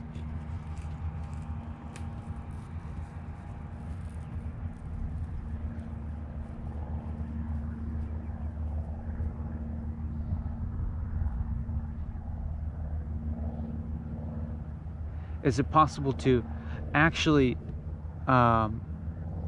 connect and communicate further in a deeper way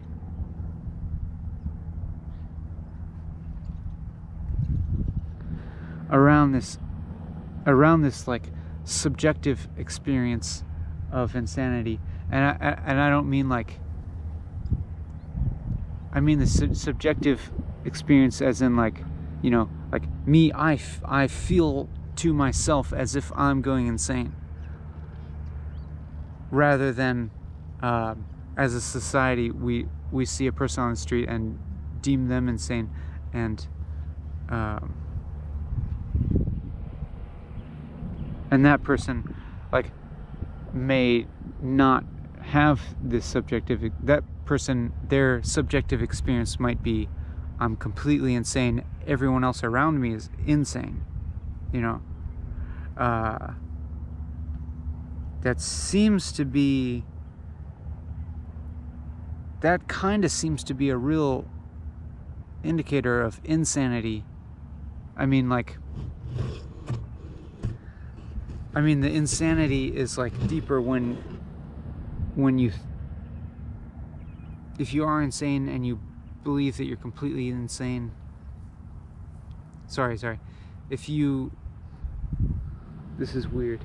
Say if society deems a person insane and that person deems themselves completely sane,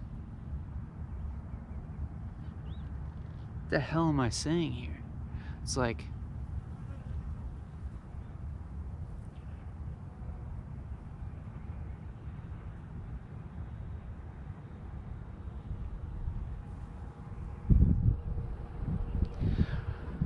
I mean, obviously that's an indicator that the person in question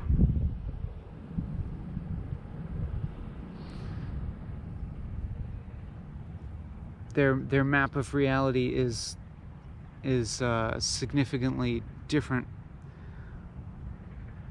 from the popular map of reality, from the predominant one.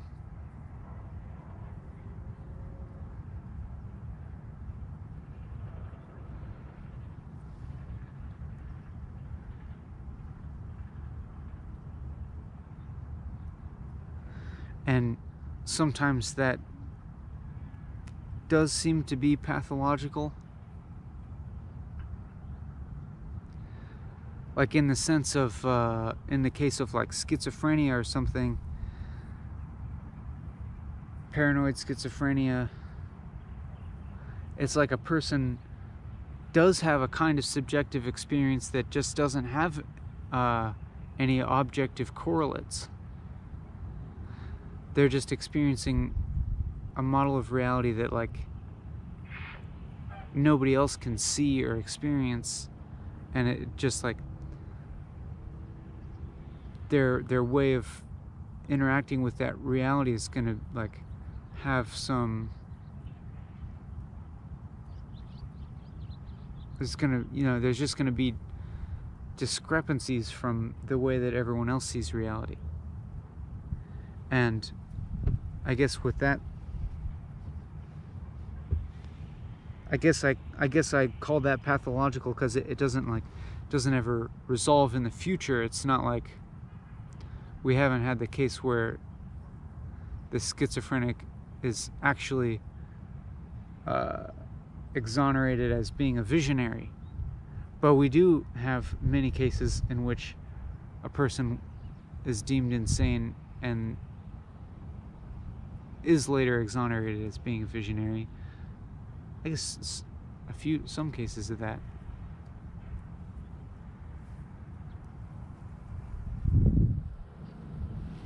But if you're having this subjective experience of like, I'm going crazy, then it is an indicator of some sanity and wherewithal to observe something about yourself that seems dysfunctional, or that seems, you know, just like aberrant from what you observe the rest of reality to be. And so if you're making a judgment of some experience that you're having or some behavior that you're doing as being insane, then it means that you have some wherewithal to make a judgment about what would be sane and in comparison to that, and it means you have the capacity, you have at least some capacity to work towards changing that behavior. And then, you know, whether your judgments about what's sane and insane are objectively true or not is another question.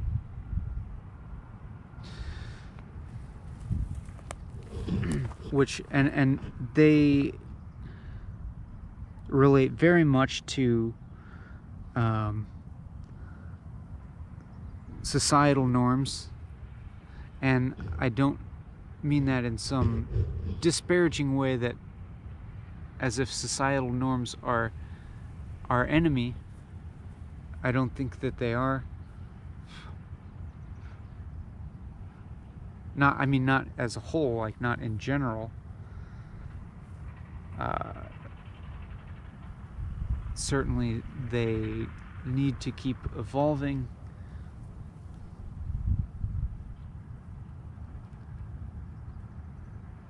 And being revised as our world changes, as our subjectivities change.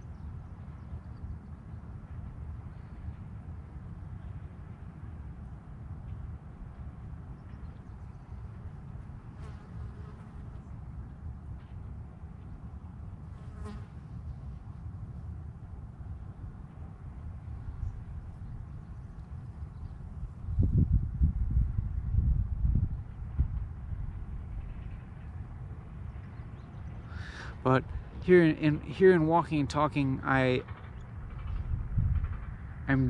allowing some space for what I might deem to be totally insane, allowing some space to exist in a way that should be, relatively benign to the outside world and observed in a way that doesn't react too quickly to shy away from this experience.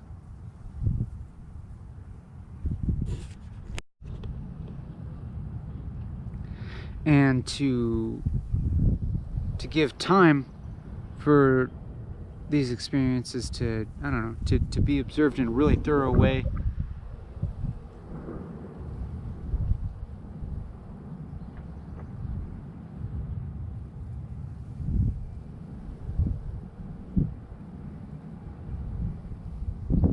So that they're, you know, how sane or insane that they are can really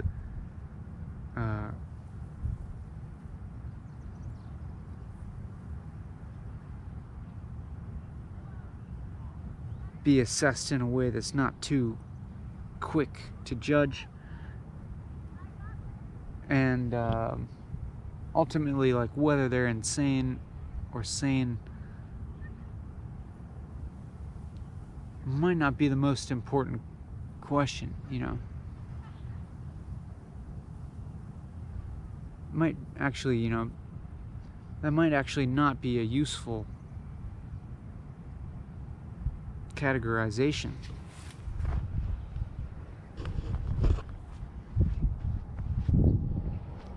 Like we've seen already now, I can see the drastic change in my own emotional state, and my thinking state, like, feels a lot clearer now. Like, wouldn't you say? It takes time, though. It takes a lot of time.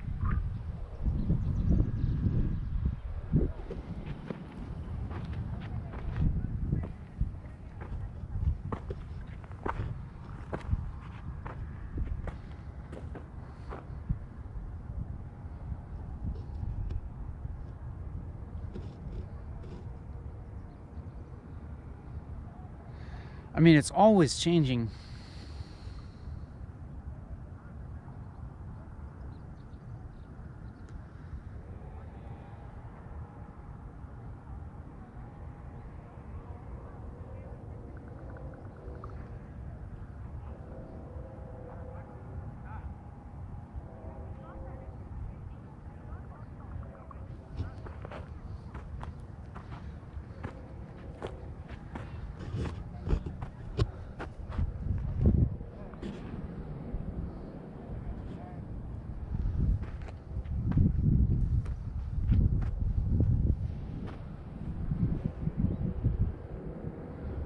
There's more calm here, and now and like,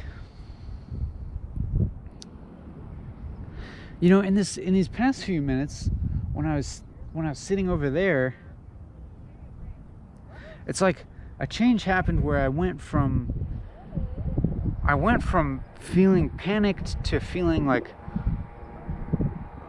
really clear, or feeling really calm and thinking really clearly. It seems like, or it's, you know, at least my experience of thinking, like, if I were to judge my quality of thinking, then I would judge it as feeling relatively clear.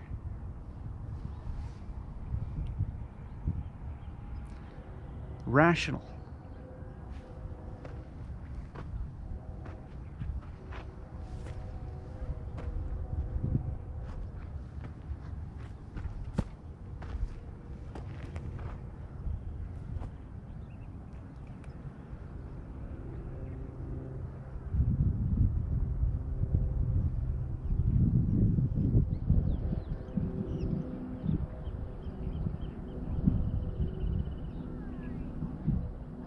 So, like, judgments that we make about ourselves,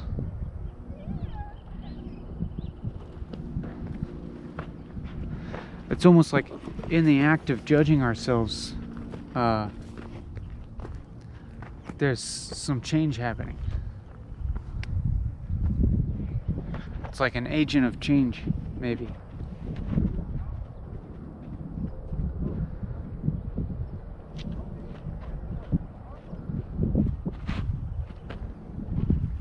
even if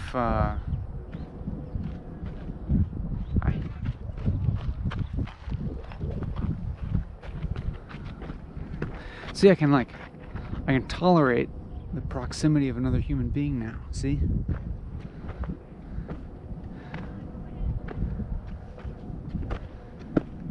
It's always changing.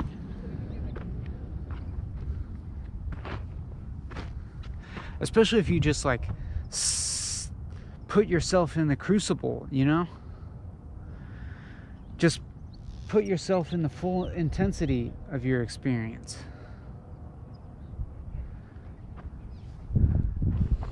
Without, you know, without dulling it. Without numbing it.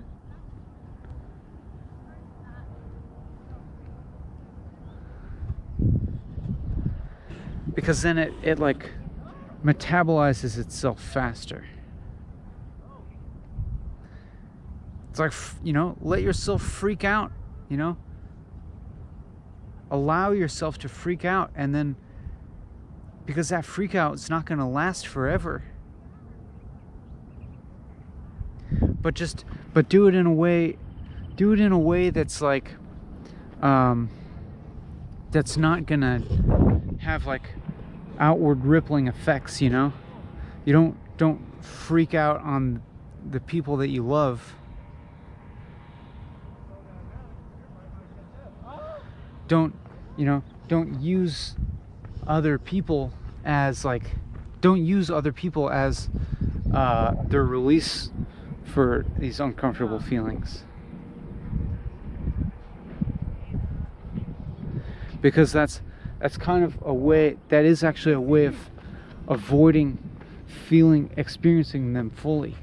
It's like, if you can experience the uncomfortable feelings like in their full intensity, just on your own,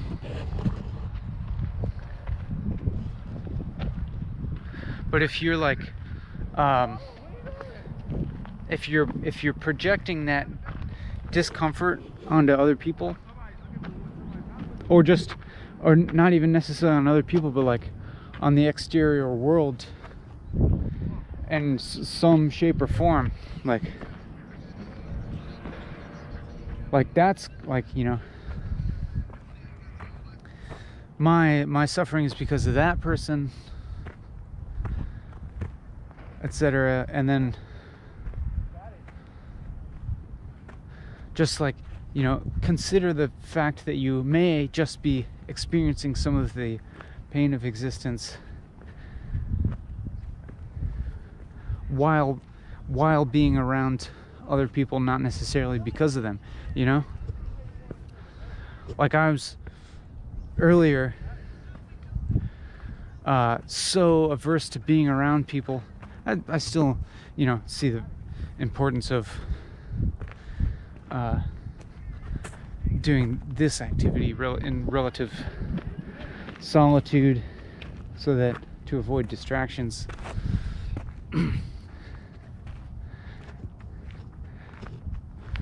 But also, you know, getting alone like that, and then realizing that you're still uncomfortable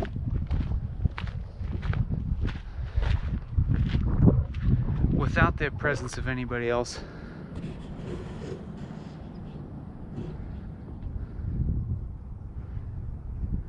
And just like allow yourself to fully experience the pain of that. It won't last forever. It exhausts itself.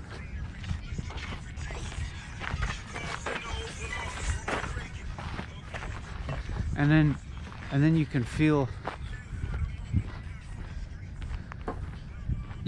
like an actual like relieving type of emptiness, a relieving type of emptiness of like tangled up emotions and intrusive like nagging thoughts.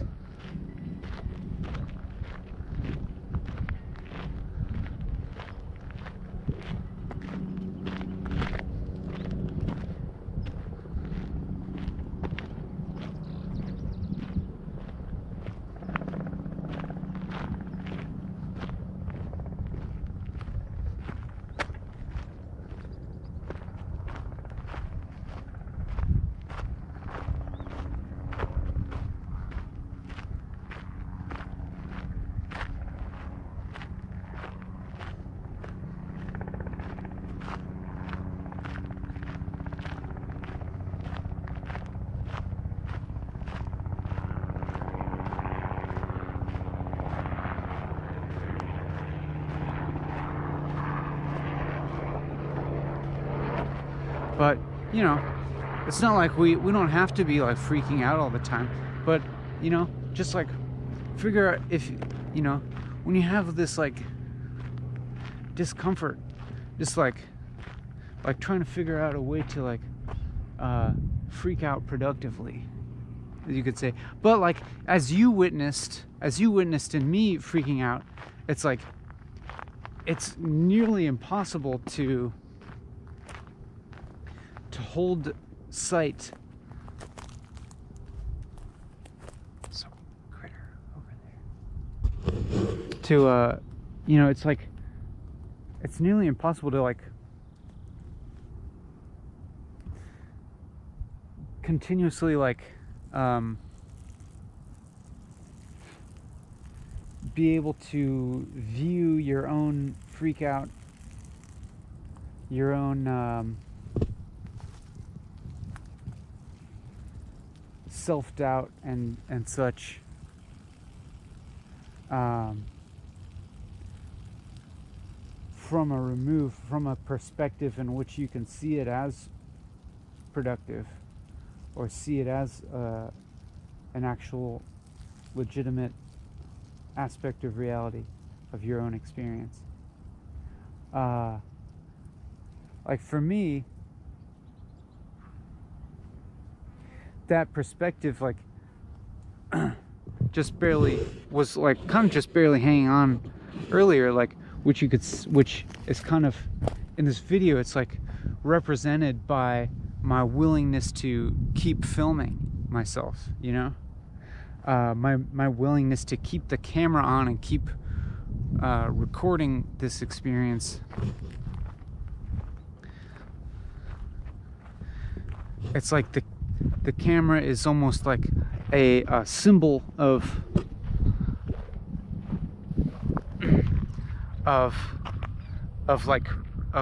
my own highest level of self-awareness, and that I'm willing to continue observing you know, states like various levels of like discomfort or pain or like you know, turbulence, storms, mental and emotional storms.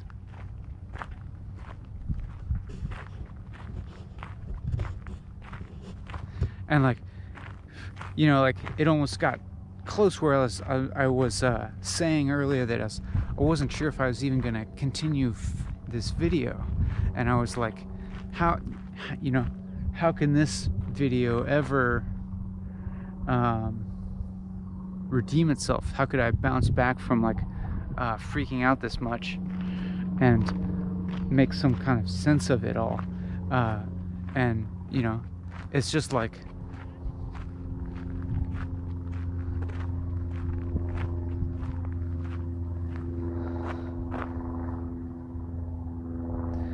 it's just like it's like so such a dramatic change from like like an hour ago, maybe less than an hour ago, to now. But the same like, you know, whatever highest level of witnessing that I'm aware of has just like remained there.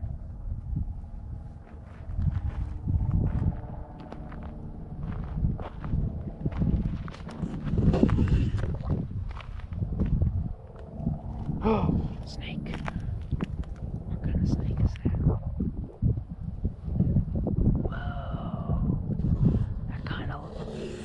That kind of looks like a rattlesnake, I'm not sure. I love snakes.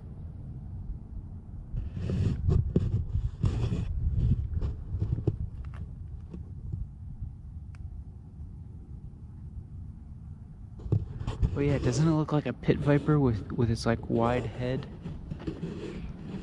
Is this dangerous? Oh, that's totally a rattlesnake. Whoa.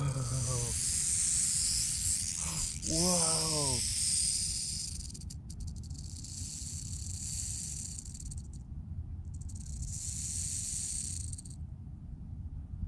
Holy shit, I am thrilled.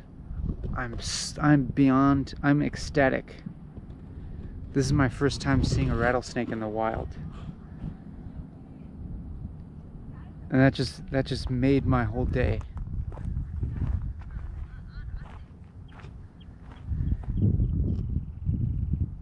I'm just like, I'm so overjoyed.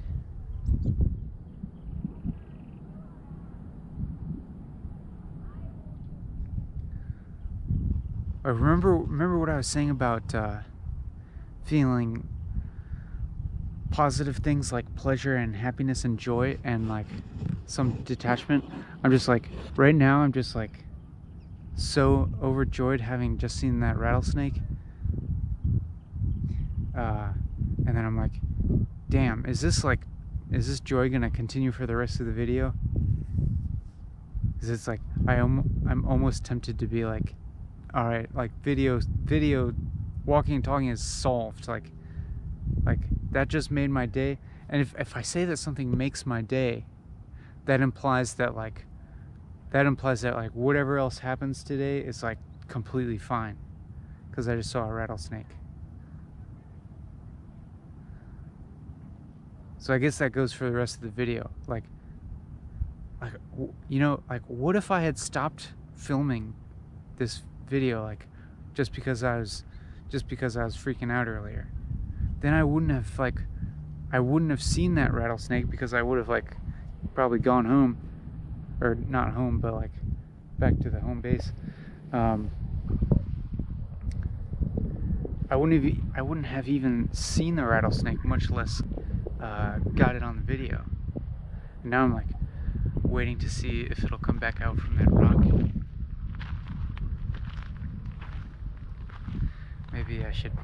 Maybe it would be wise to keep an eye out for other rattlesnakes so I don't like step on one.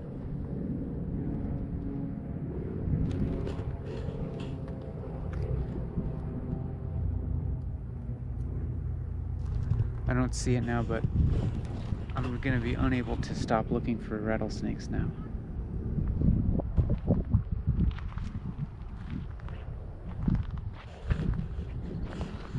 Gonna have to like peer under every little rock.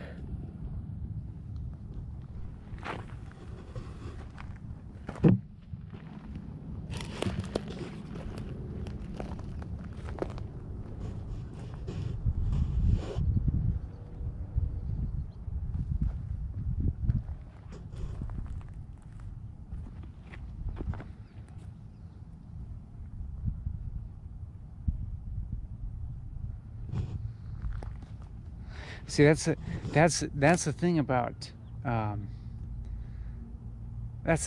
pleasure. Then now I'm addicted. Now I'm addicted to the idea of finding rattlesnakes. So I'm just gonna keep. It's gonna be. There's the potential of disappointment now if I don't see any more rattlesnakes.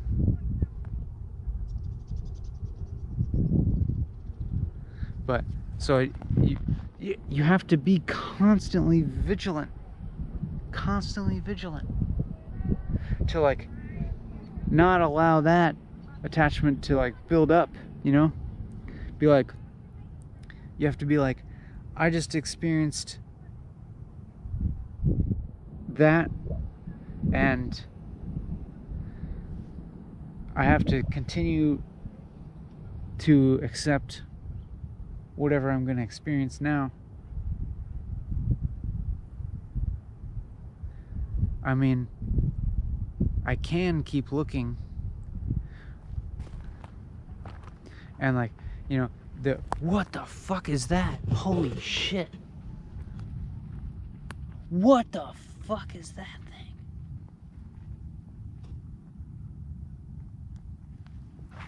Now this thing's like kind of horrifying to me. What the hell is that? Some kind of larva. That's crazy. it looks, you know, I'm not like really afraid of the rattlesnake, but I'm kind of afraid of this thing.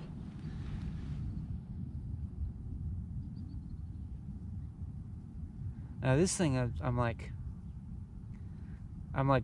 drawn to and repulsed by at the same time. It's like horrifying and beautiful.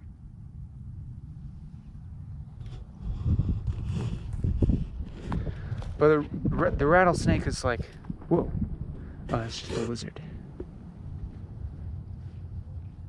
See, just a lizard now. You know, I was thrilled by seeing the lizard yesterday. Now I've seen enough of them that it's like, whatever, just another lizard. Now that I've seen the rattlesnake, I'm like, whatever, just another lizard.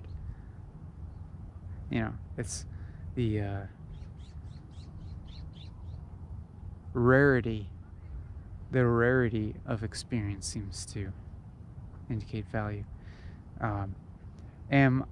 It's true that I am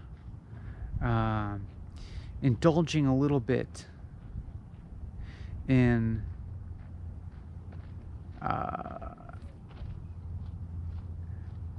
like fragmenting out my experiences and categorizing them.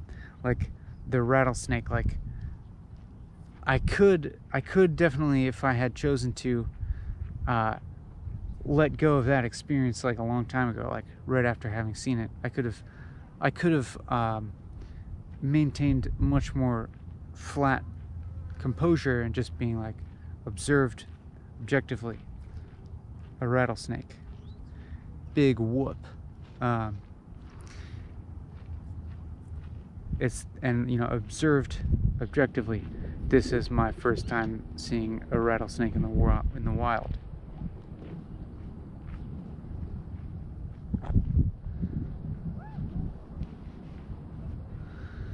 And so I am indulging in the pleasure of like continuing to talk about that experience and like letting the like I'm like really allowing the thrill of that to continue like resonating in my mental and emotional space. And I guess, I don't know, maybe it kind of feels like that I now have the mental and emotional space to let something like that resonate, in having cleared it out by letting myself freak out for a while, letting some of this like tension to like eat itself.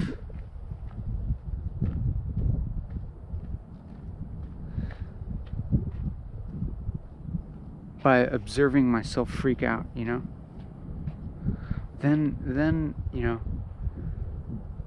then there's this empty space where like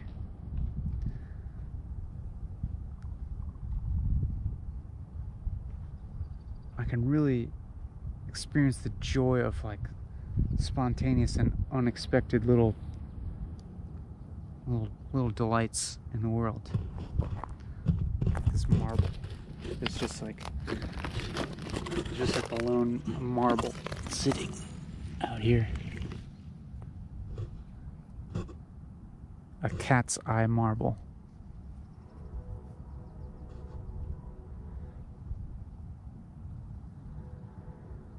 And I'm just like continuing to hang out in the vicinity of a rattlesnake for obvious reasons.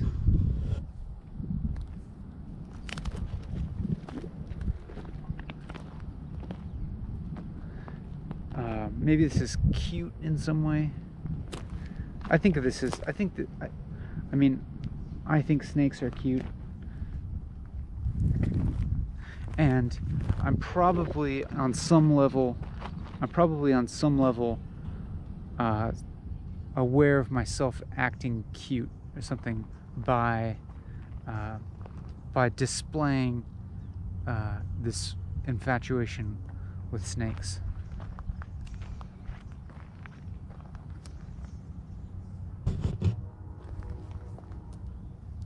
still hiding under the rock. But I'm not going to stick my hand in front of the hole, but I'm going to put the camera in front of the hole. But I can't see what you see right now. I don't know if you can see the snake or if it went somewhere else. There's all sorts of rocks and crevices here that there could be snakes hanging out in.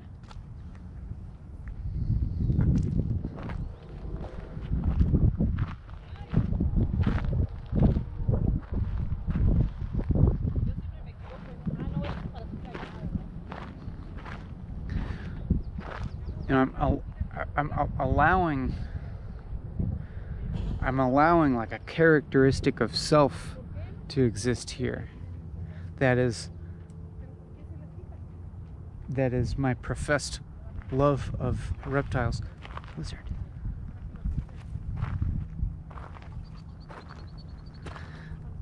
And I could let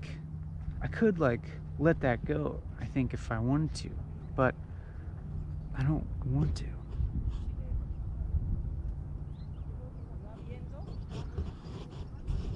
I guess I'm like continuing to enjoy, appreciate that, like this aspect of identity.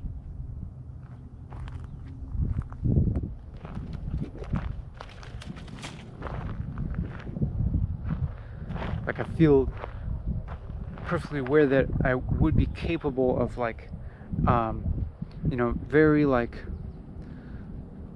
very rationally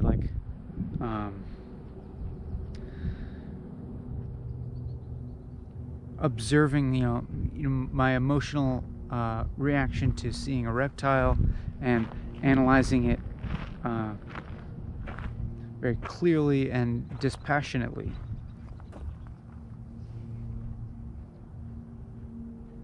Maybe that is what I'm doing to some extent, but I just don't feel a need to dismantle this interest.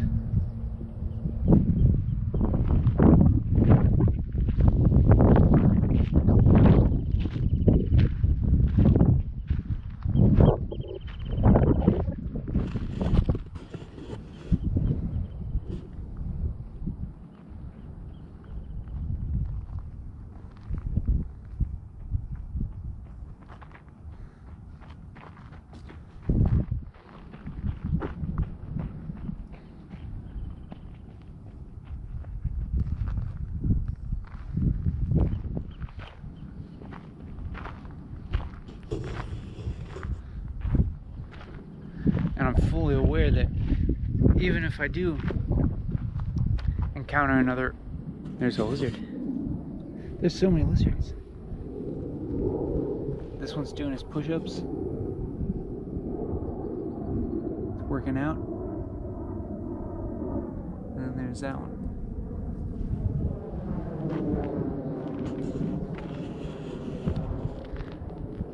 And even if I do encounter another rattlesnake, will it be as exciting as the first time I encountered a rattlesnake?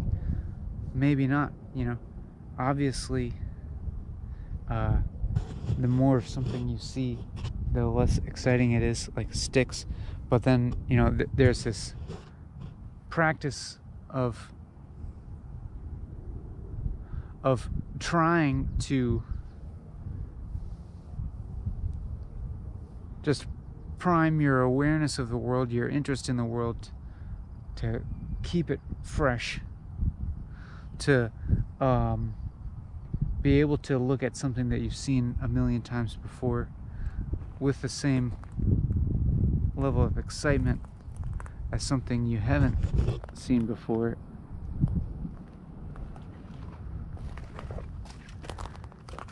But so now I'm like looking for snakes, and so my attention is really honed in on a certain search image, but at the same time it kind creates for a new kind of interest just in the ground that I'm walking on.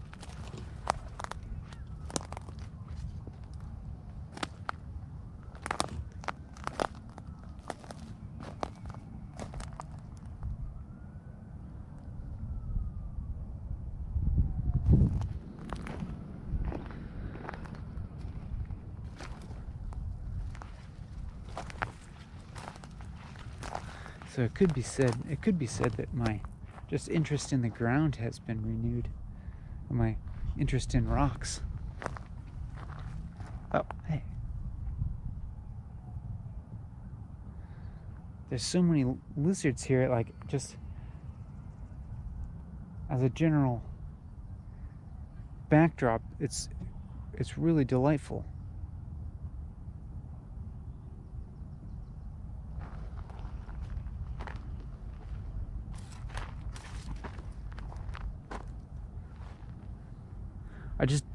I don't get tired of seeing lizards.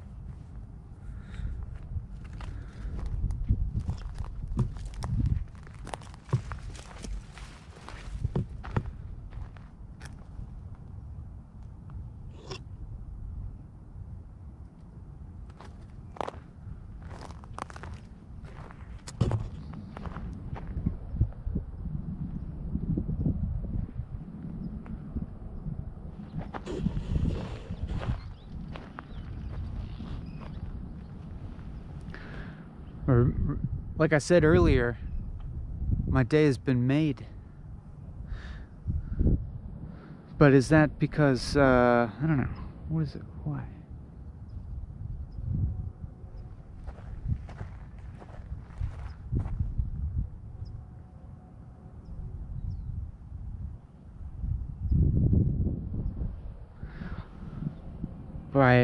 By having a distinctly new experience?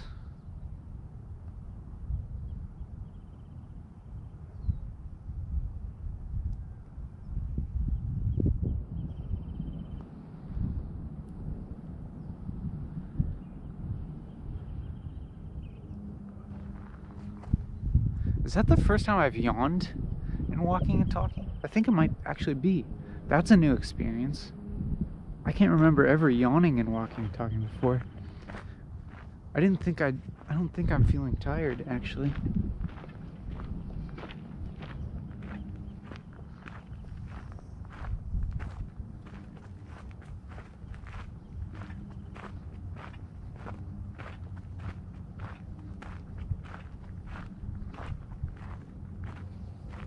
There's still significant time left.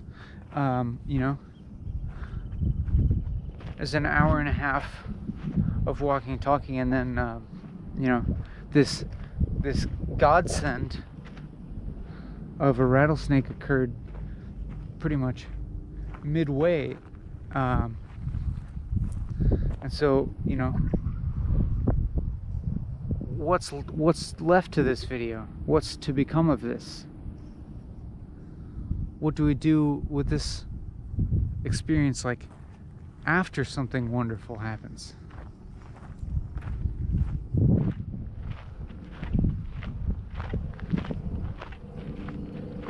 You know, something comes into our life and then it goes out, and then all you have is a memory of it. All I have is a memory.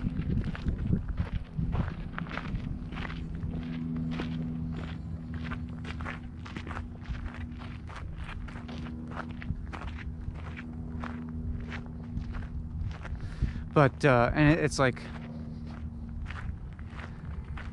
it's really like, it really doesn't make sense to cling on to that memory, to like to be seeking out to like repeat it, you know, because it of course wouldn't be the same. The experience wouldn't be the same.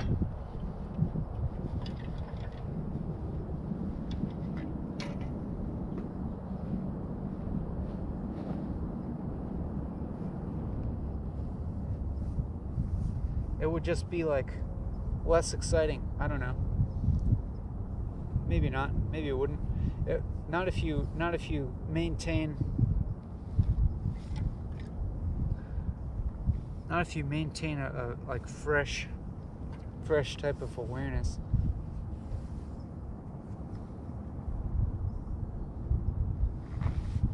It's like, but you can't go back. You can't go back to having the same experience. And so it's like, you know, what even is the point of like getting that excited about anything?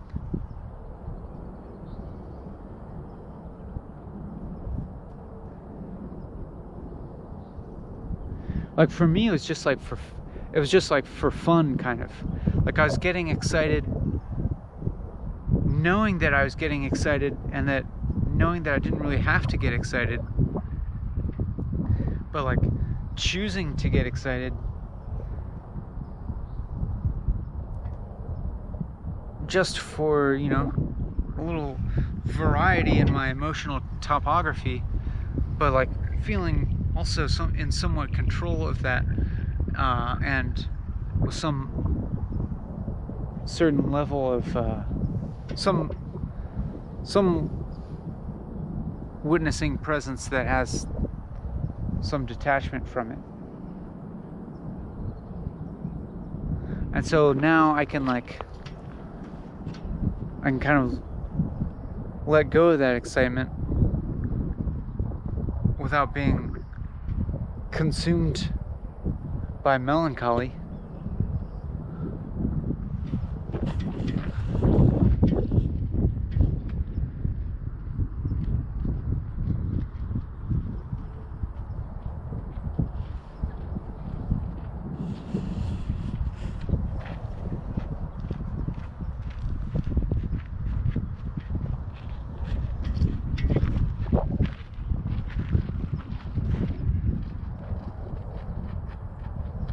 And you know, hopefully continue to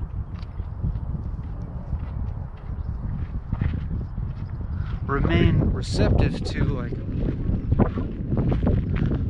other little pleasures of my experience.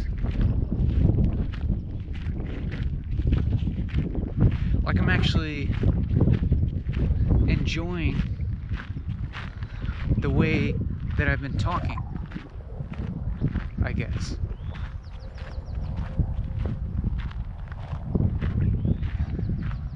It feels so unstrained now. Is that a word?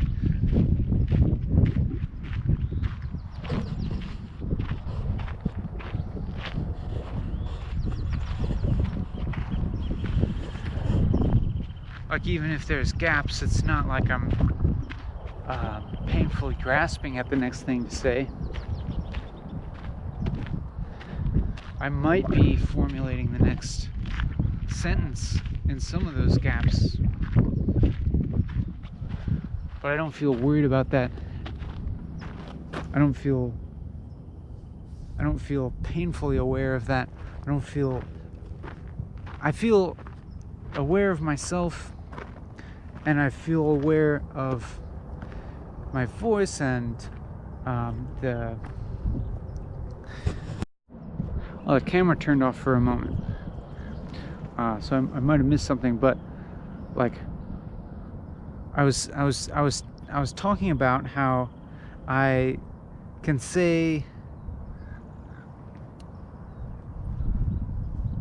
genuinely say that I feel happy right now, and that like everything I'm looking at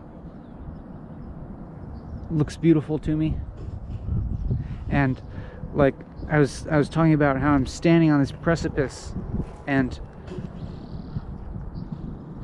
everything on either side of this precipice looks beautiful, and thinking of that as kind of a metaphor.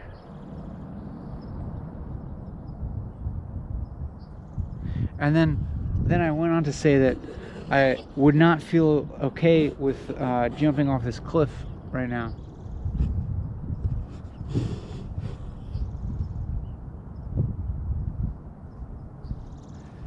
and so that seems like a certainly a socially sane thing to say.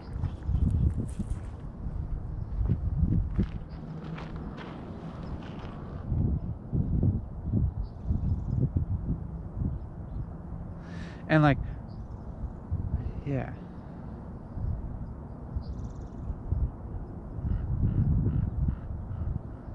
And maybe I'm like taking some kind of mental comfort in my ability to say without feeling totally disingenuous, express thoughts and feelings that seem relatively in line with a socially normative notion of sanity. I'm like, hey, look at me. I fit in. I'm like, neurologically normative enough to fit within society's boundaries of sanity. And honestly, I am. And I think this video is like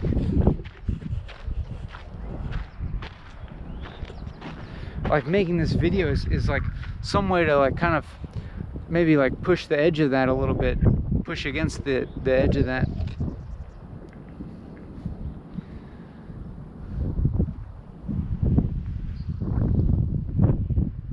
Or actually, or maybe even to like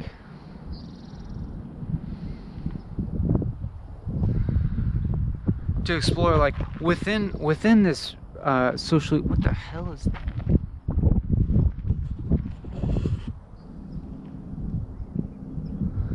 There's like some weird wasp-like thing carrying a caterpillar, a dead-looking caterpillar.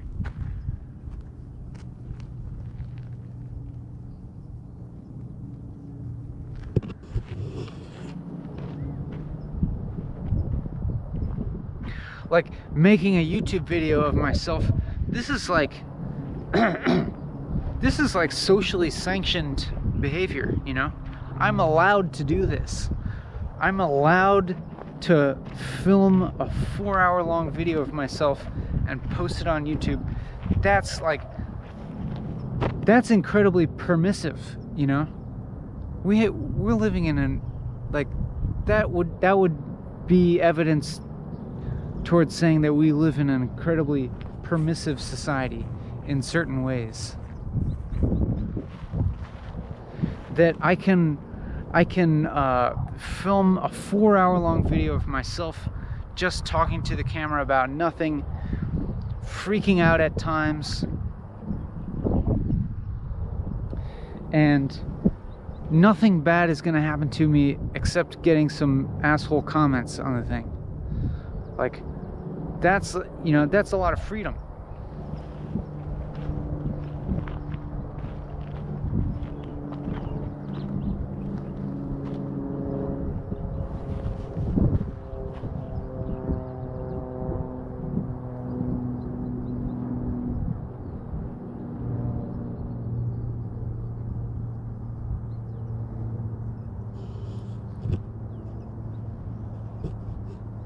Man, this place is beautiful.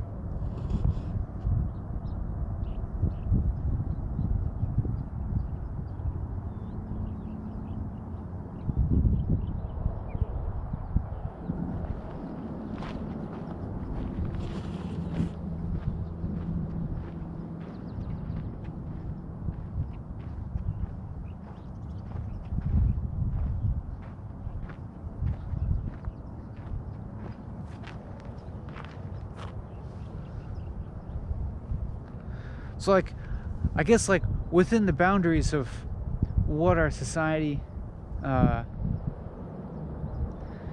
allows, we can get away with a lot if we do it in the right way,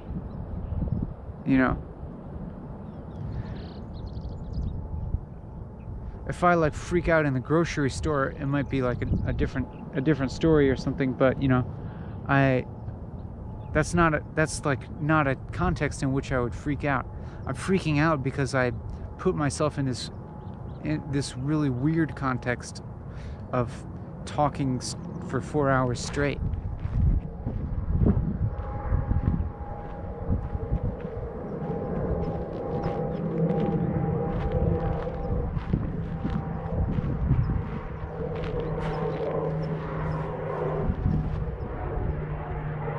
But then on the other hand, like what I'm seeing in this video especially is that even the types of internal experiences and then observable behaviors that we deem abnormal or problematic, like may actually have a very good function if they're carried out in a non-harmful way.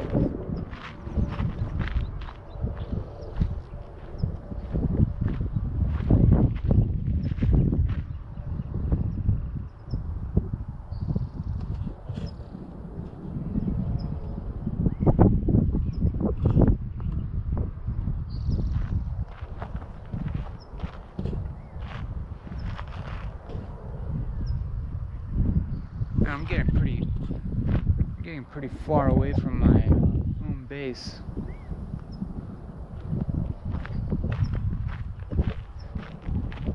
But I just can't help it.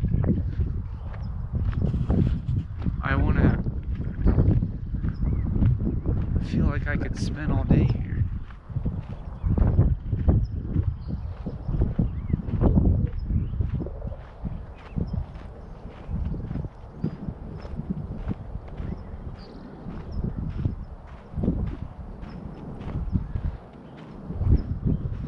We still got, I think, like about an hour left, and we got an hour left, and I'm just like happy.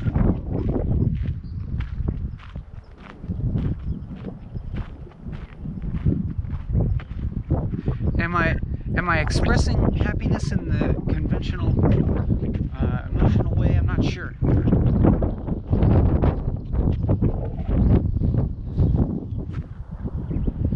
Does the tone of my voice and the expression on my face express happiness? I'm not sure.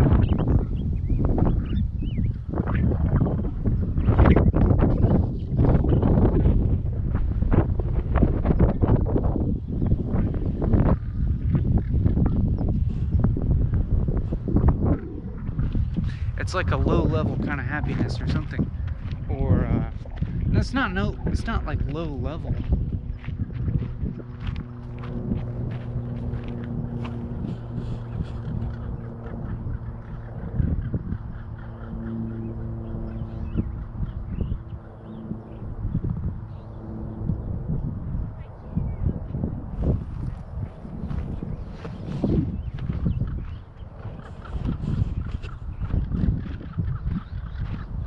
I guess it's for me, maybe it feels like a more stable kind of happiness than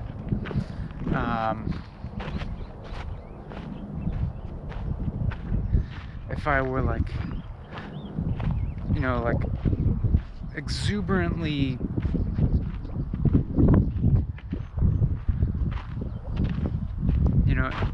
emoting with my face and with my voice and body language. That wouldn't really feel so authentic to me. Like, this feels like a more authentic version of happiness for me.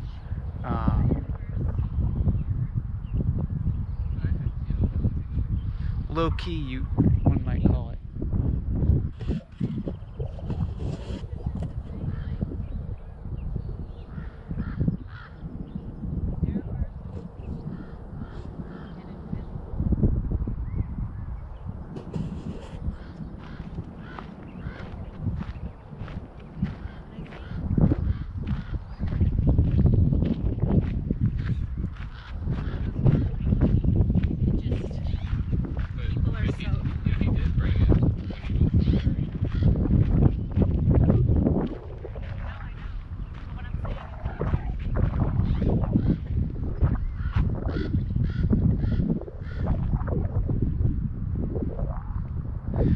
can really see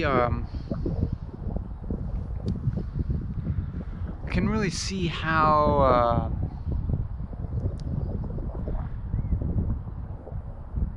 I could be a hard person to deal with for other people.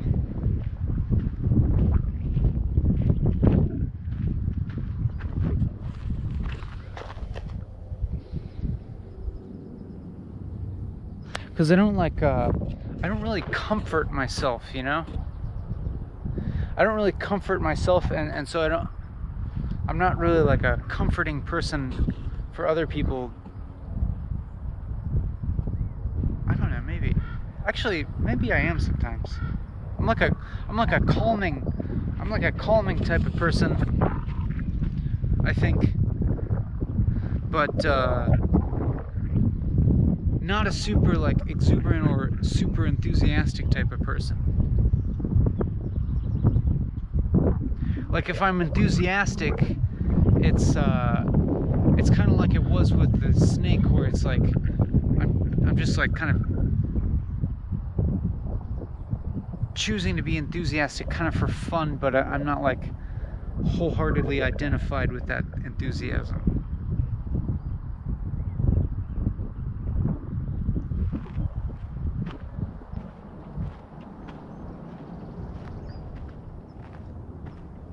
Except in rare, you know, very rare moments. Exceedingly rare moments. But yeah.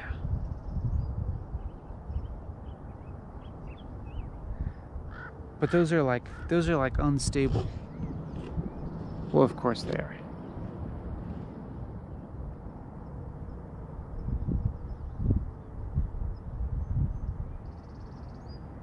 But I'm not like a comforting type of person in that, like,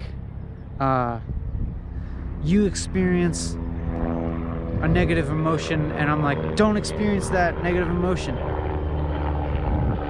Or like, and I'm not like, I won't be like,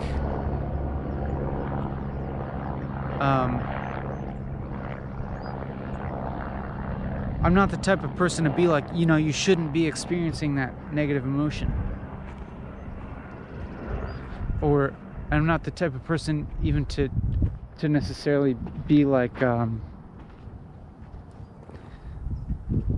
like talk you into a positive perspective or something. Maybe.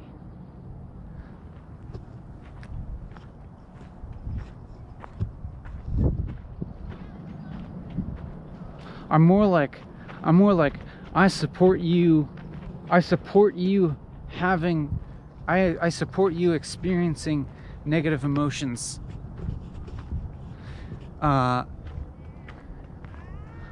in a way that's not you know, in a way that's not compounding them or doing harm.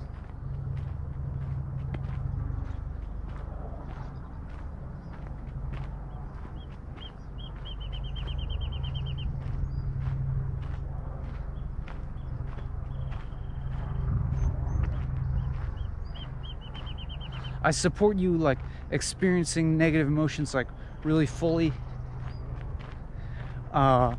with the awareness that they're gonna change and pass, and that there's a function to them.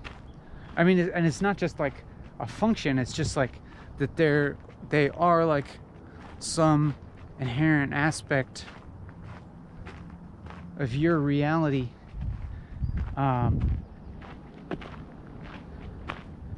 And if you like, it's kind of like if you let them be, then like they'll take care of themselves.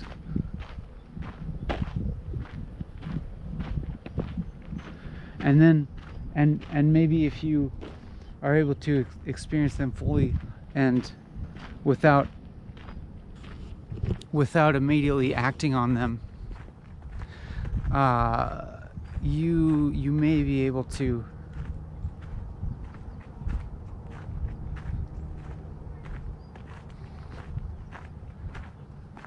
to experience like this open feeling after they leave, you know?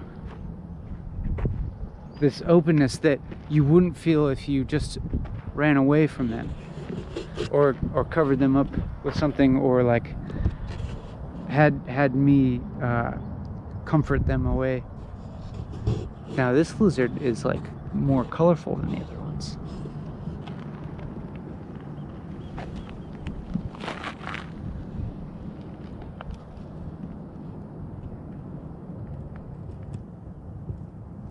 Look at this guy.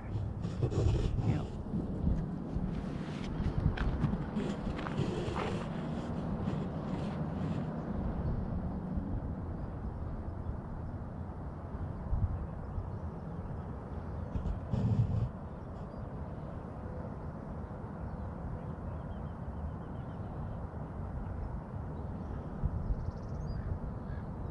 As much as I want to keep moving forward here, maybe I should start making my way back.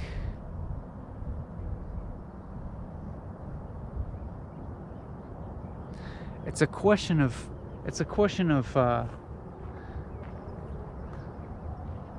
will my friend be willing to pick me up like wherever I end up? Like if I like end up like over at that golf course over there, like, and then I call my friend, hey, will you pick me up at this golf course that I ended up at? Whether he'll be like, sure, or like, that's kind of out of my way.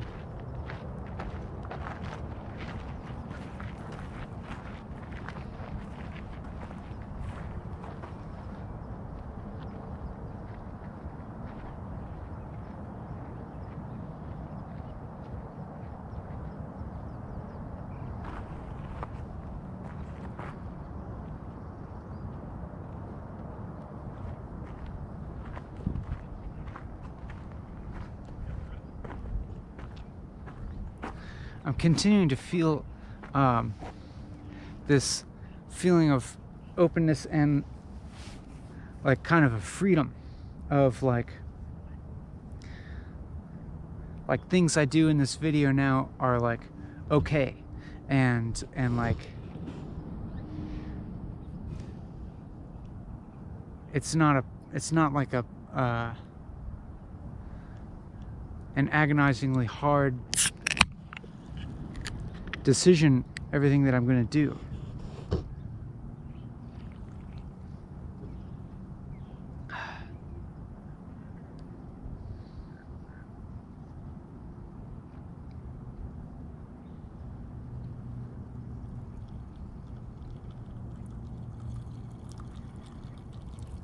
Here's a little ASMR for you. Where's the other side of the microphone? Is this thing in stereo?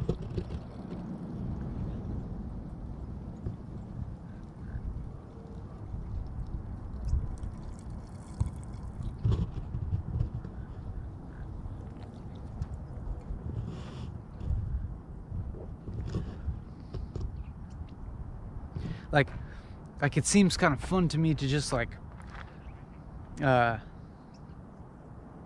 of scowl at the camera for a little bit, like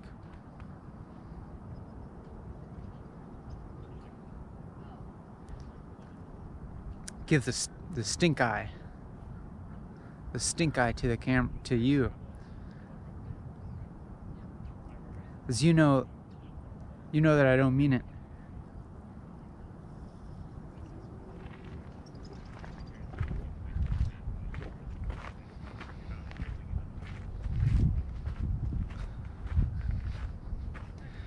I'm backtracking, which is less fun, but maybe I can figure out a way to make it fun.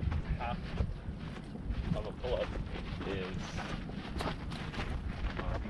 for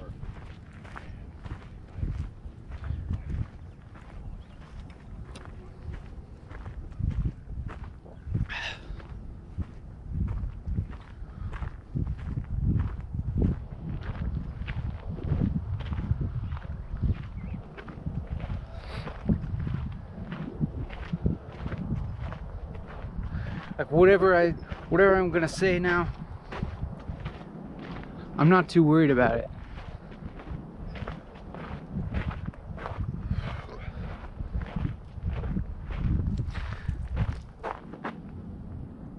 Oh, it's just another lizard.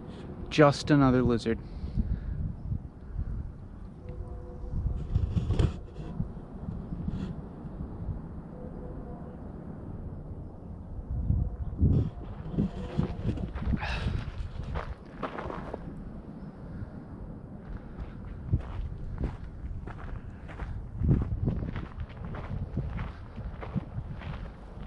But I should keep talking at least. 'Cause you don't want to like, you don't want to get too lackadaisical and then just start slacking off on the job.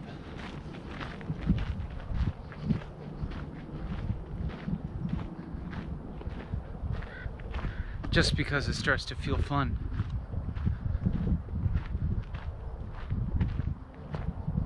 I'm not even really doing anything fun, I'm just continuing to walk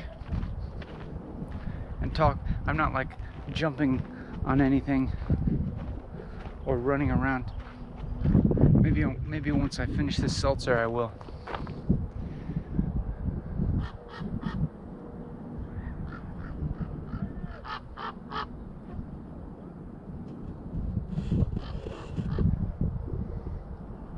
That looks fun. That, whatever that crow is doing, it looks like it's just doing it for fun. Look at that, what the, that was just for fun. There was no purpose for that. You see that dive? That was totally a recreational dive.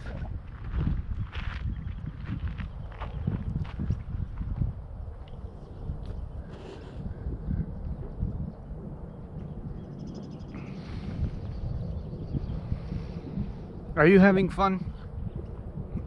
You don't have to answer that.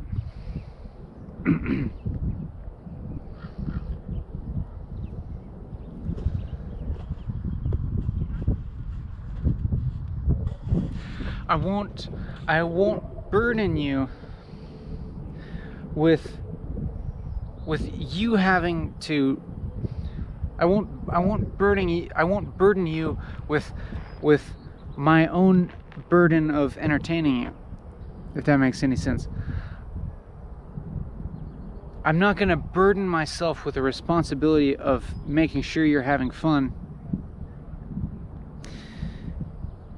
and therefore you won't have to worry about me. You won't have to worry about whether I feel burdened for your entertainment. You can rest assured that I'm having fun myself, and then you can in empathetic response have fun yourself.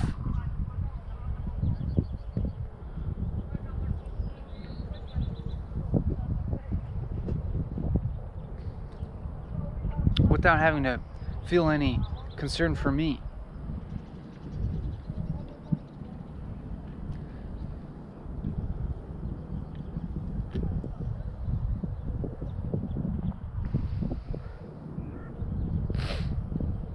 But like, you know all that negativity, that had to happen, you know? That had to kind of like happen in order to you know, to have this. They really are inextricable, I feel like.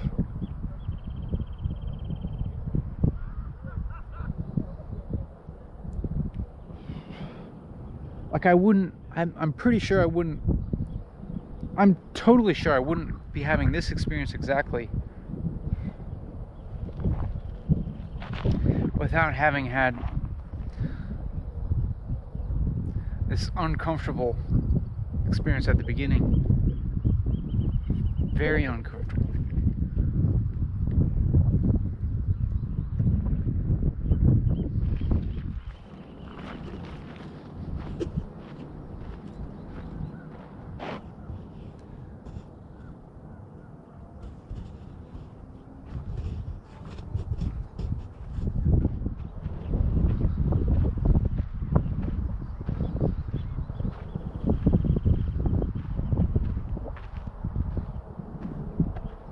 It would be kind of fun though to like end up at that golf course and make my friend pick me up there.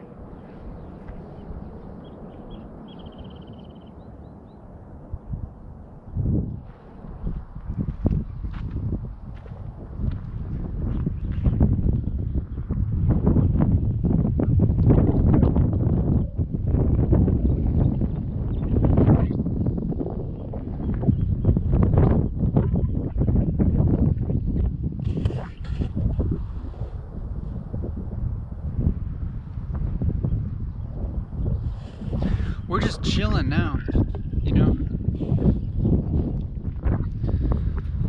I'm still like nominally doing the task of walking and talking.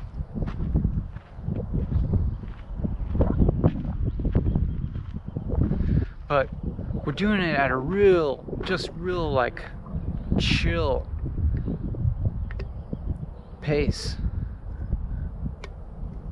and attitude. Look at where we are, man. Look at where we are.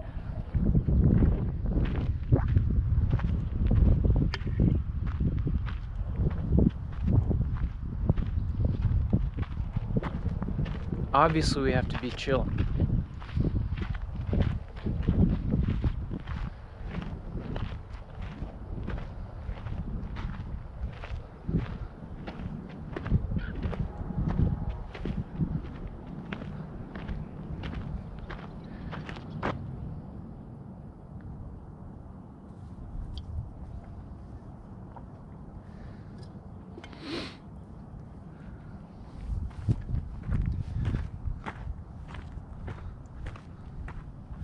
I'm not gonna stress out about what to say next.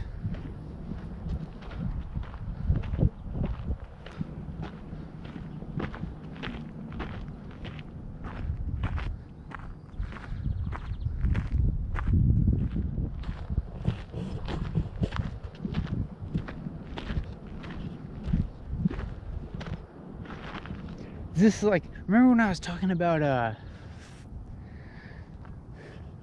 like pleasure and happiness being like coming back into the world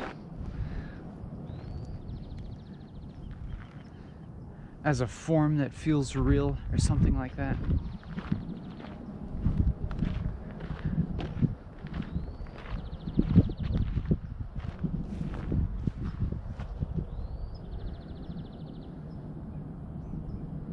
I guess I feel kind of like that.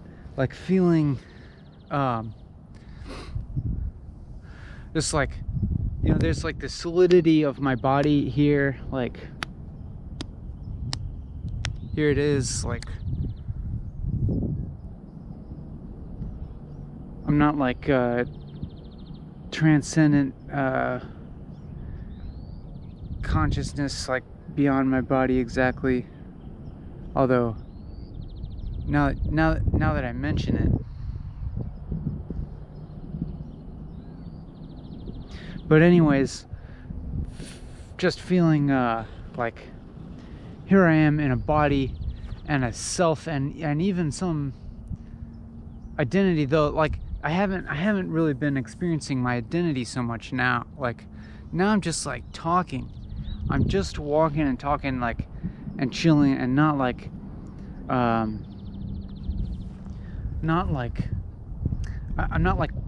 I don't feel like I'm mentally perpetuating my own identity in this like constrictive fashion. So like and so because of that I just feel comfortable. And you know, like when I very beginning I started and I said I was feeling comfortable. But now I feel more comfortable. Now I feel like an even deeper sense of comfort.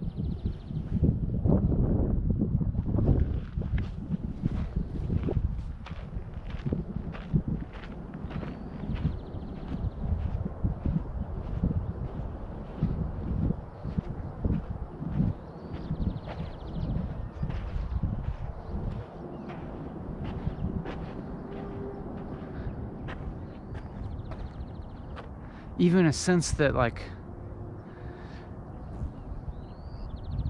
all the pain and shit, like feeling like this confidence that I can handle all of that, even to the extent that it feels like I can't handle it. That to even have that experience of being like, I can't fucking handle this, means you're handling it. You're actually handling it. Even if it feels like you're not, even if it feels like you can't handle it, you're actually handling it.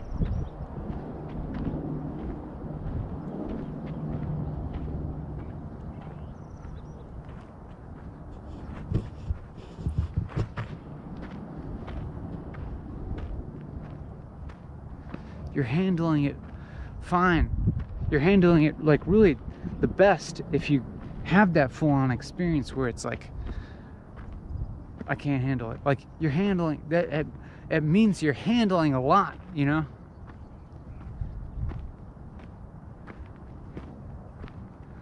And it's good to handle stuff.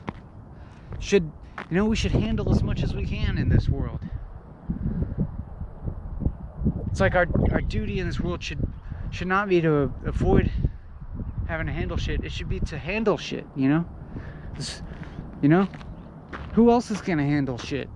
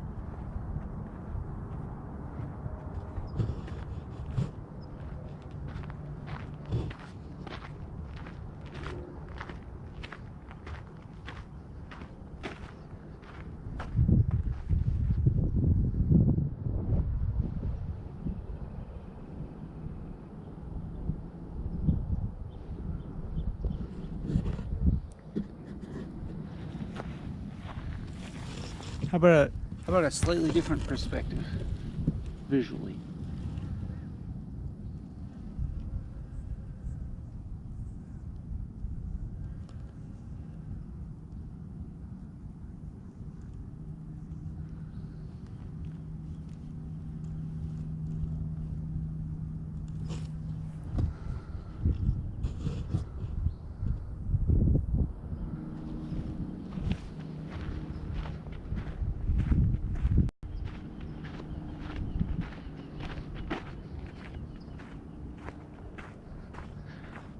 I mean, this place is like an amusement park or something. I feel interested in everything I see. Like any little like square meter or something would have so much interesting shit in it. Like what the hell? Like, that's not even a real succulent. It's like, it's somebody's like hair thingy. But it's like, it fits in the landscape.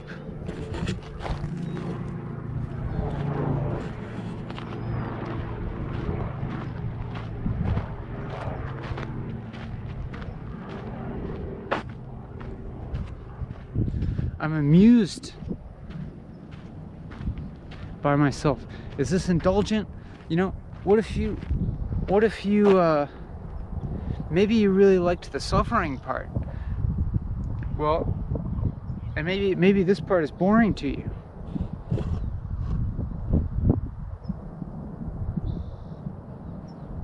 Well, it's not that I don't care. I care about your experience, but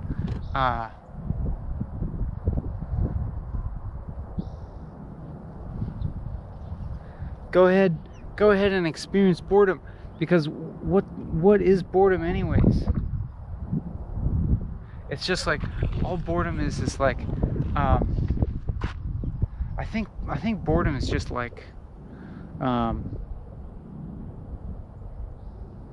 recalibrating your cognition to deal with a lower level of stimulus. And so like, that's the subjective experience of boredom. And if you go ahead and just like stick with that boredom and feel really bored and don't distract yourself, you're gonna be doing a really wonderful thing of recalibrating your cognition to be extra receptive, extra intuitive. You're gonna come out of it like with like extra abilities for feeling amused with the world. So I just like extol the virtues of actually feeling bored, because it's like a really valuable form of work.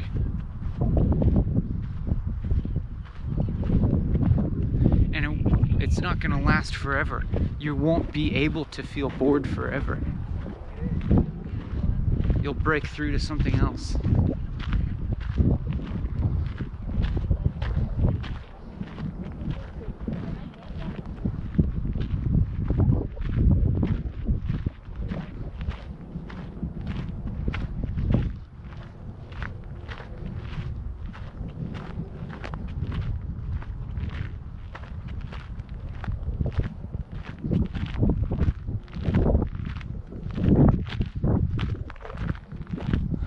I know, I'm a hard person to deal with, but so are you.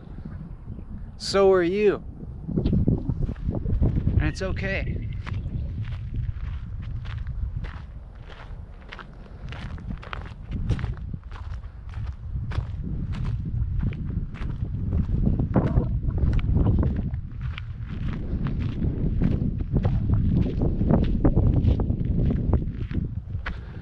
Let's go back and check on that rattlesnake.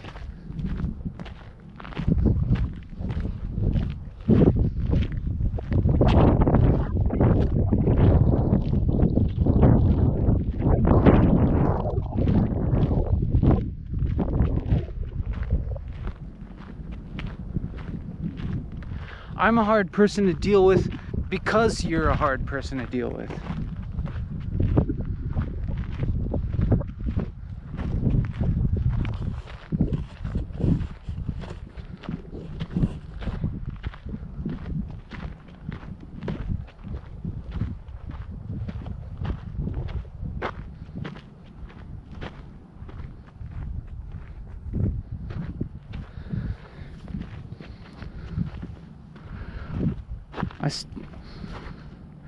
What did I do with that marble?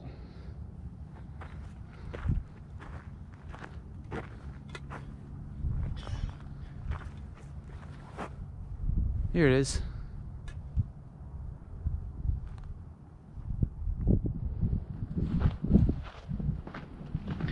We can put it back where it came from.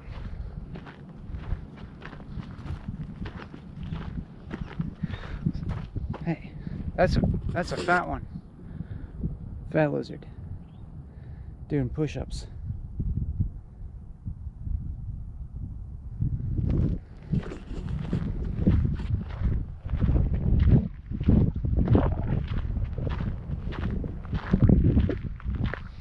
We're just having like pointless fun now.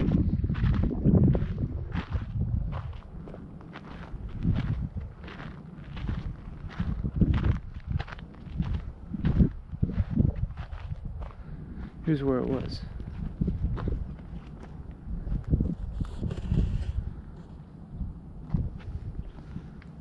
I don't see it anymore. Oh well.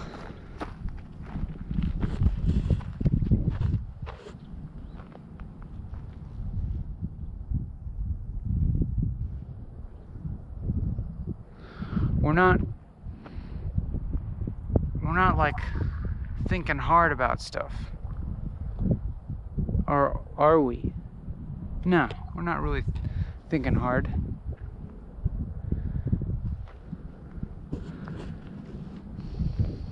There doesn't seem to be any reason to think hard right now.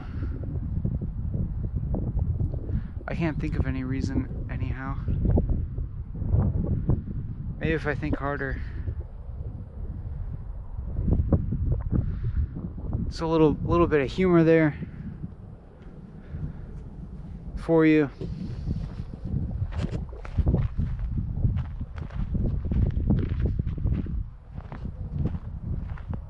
See what a chill episode this turned out to be. It was like, you know, one of the most intensely bad ones for a moment, and now it's like really easy.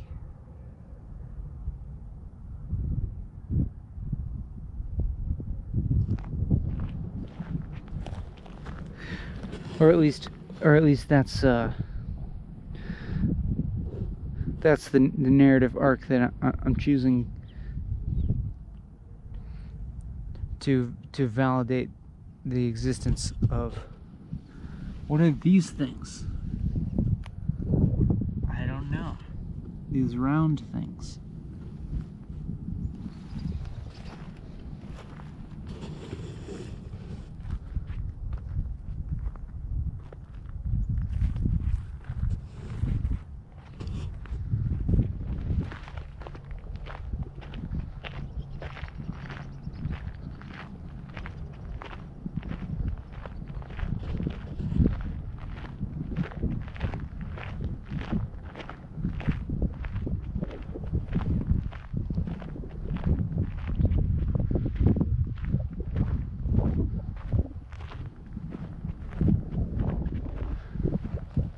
Another big rock. There, if we see a big rock, then see if there's any snakes.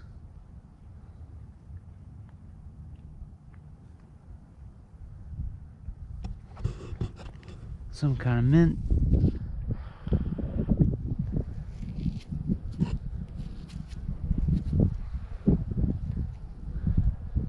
Square stem. Opposite leaves.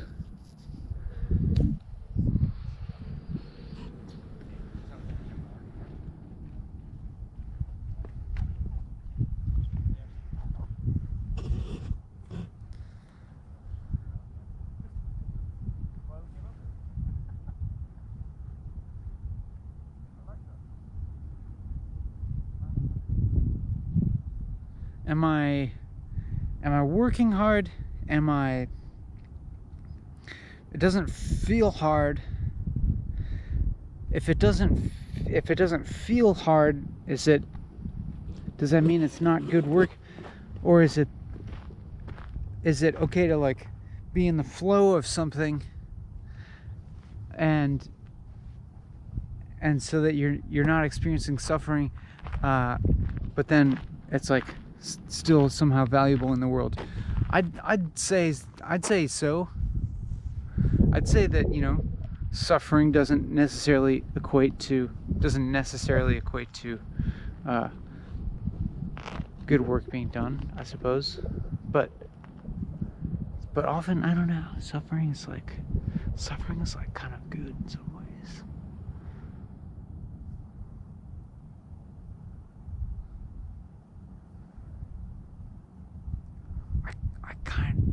I kind of think suffering is like good somehow.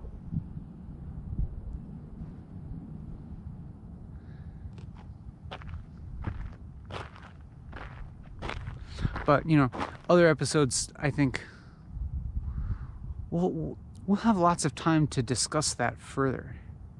We can talk about that some other time. We can also just enjoy being in the flow.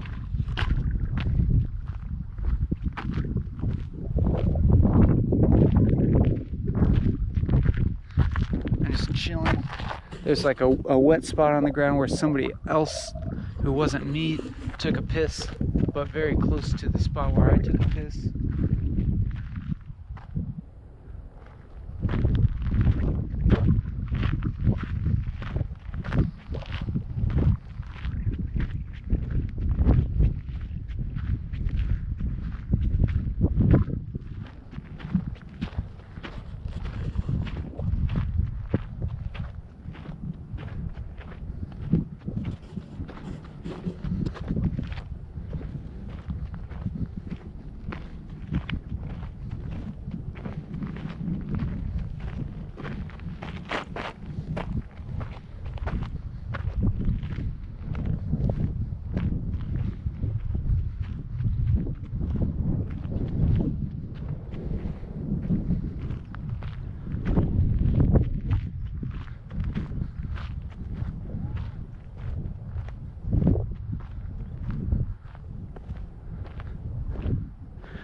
Oh, here's an actual quote. I actually like this quote a lot. It says, "I slept and I dreamed that life is all joy. I awoke and I saw that life is all service. I served and I saw that service is joy." Khalil Gibran. And I read that quote and I like almost started crying.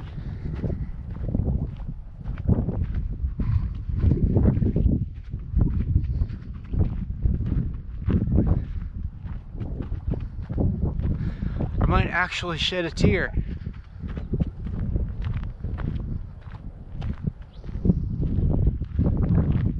It's more, it counts more if the tear actually falls. Like then you're really virtuous.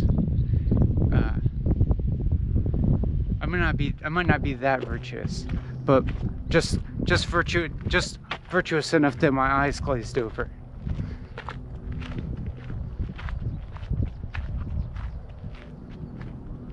Wait, that sounds bad, right? If your eyes glaze over, that's supposed to mean that you're uninterested. I just mean that there's like, is it still a tear if it's in your eye, or does it have to fall out of your eye before it's a tear? But whatever it is, like I got tear juice in my eyes. That happened after I read that quote.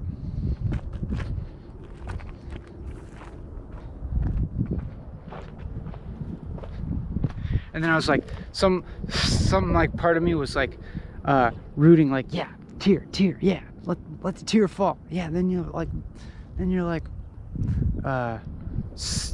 doing some serious like virtue signaling.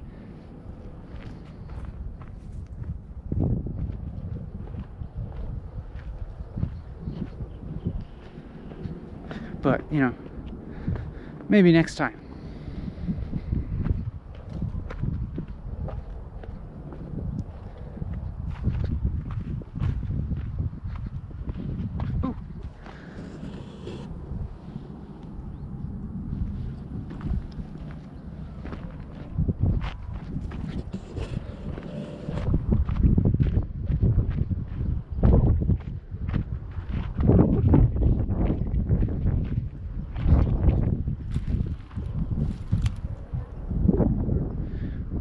Back in this zone again.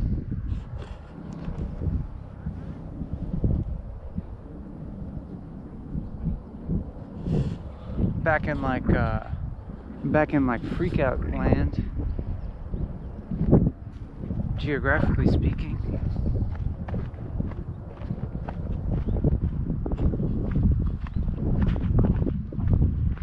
Man, I seriously could spend all day here.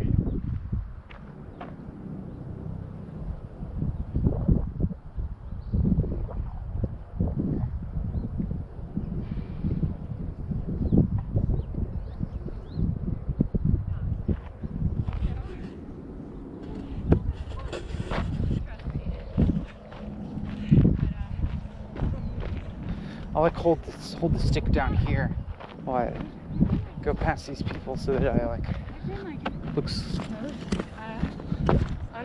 mildly less conspicuous.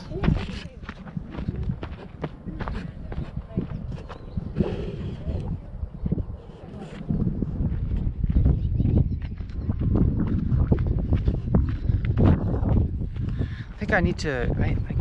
It seems like everybody I see here is every man I see here. Actually, every person I see here is like so beautiful. Like, it seems like I need to be a bodybuilder.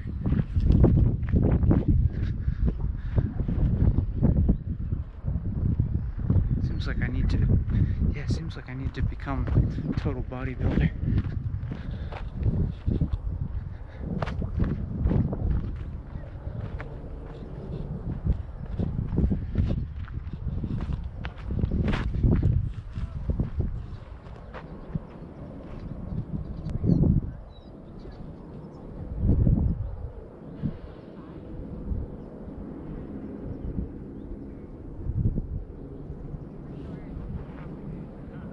I'm like some kind of like, I don't know, doing some kind of like mental emotional exercise instead. But not really. I'm just kind of like, I've been chilling.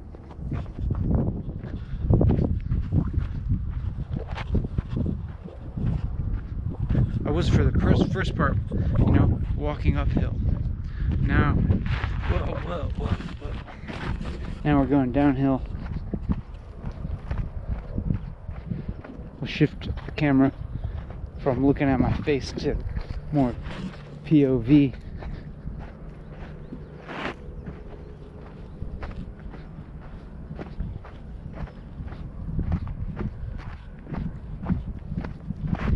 Getting my sneaks dirty.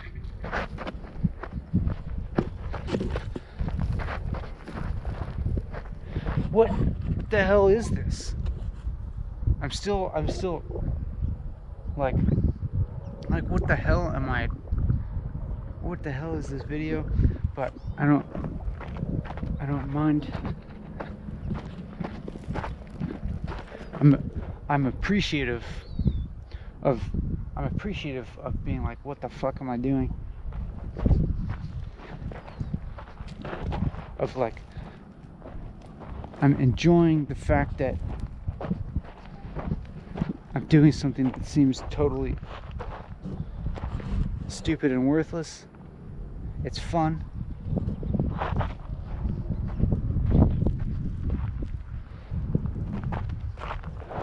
Especially if you have a somewhat expansive definition of fun.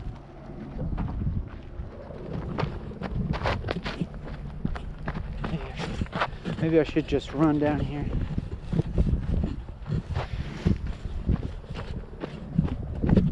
That seems like more fun. Whoa.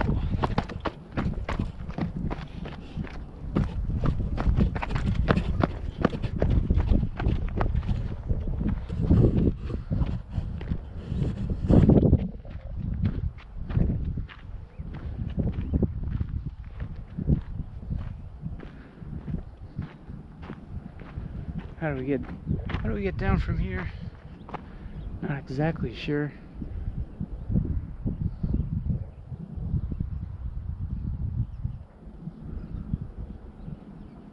Which way did I come up here?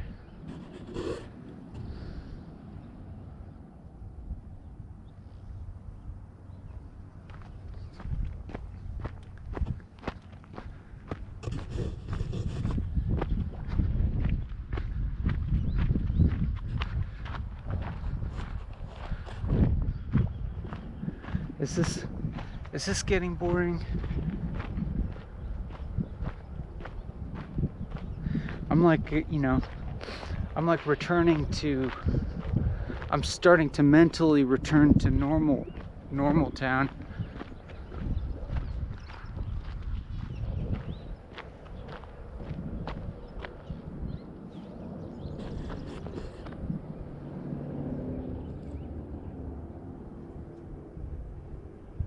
Some crazy bird sounds though.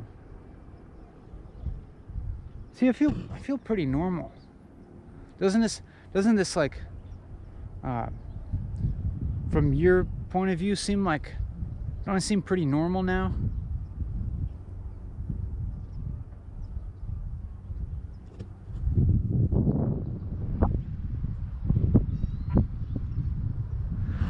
I'm a completely normal person.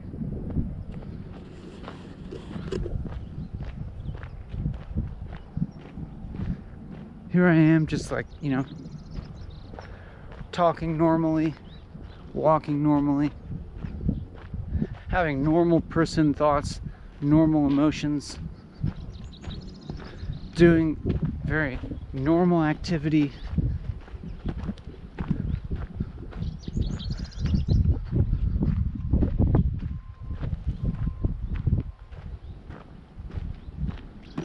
You know, looking at things, feeling, being, you know, interesting myself in things.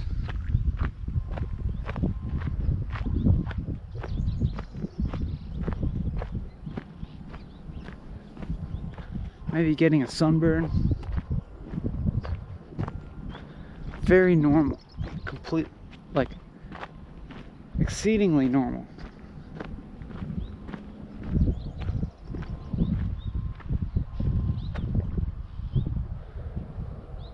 Am I going the right way?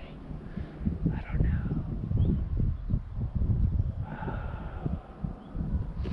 The observatory's that way. Maybe I should be going that way. But is this gonna snake back around? I don't know. I'm gonna keep going this way.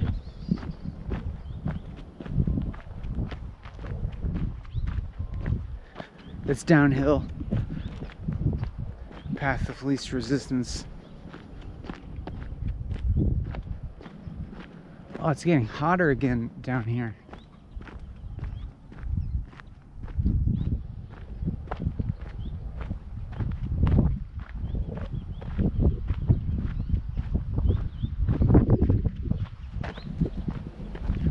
Are you ready to go back to normal life?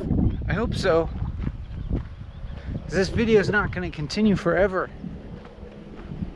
You're going to have to go back to normal life at some point. Actually, pretty soon.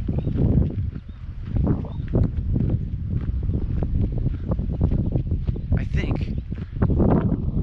Oh, we still got a little bit of time. We still got like, I think we got like 17 minutes. 17 minutes of exalted normality.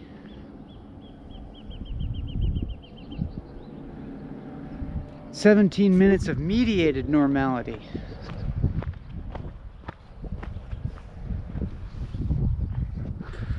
Why don't I take my shirt off again?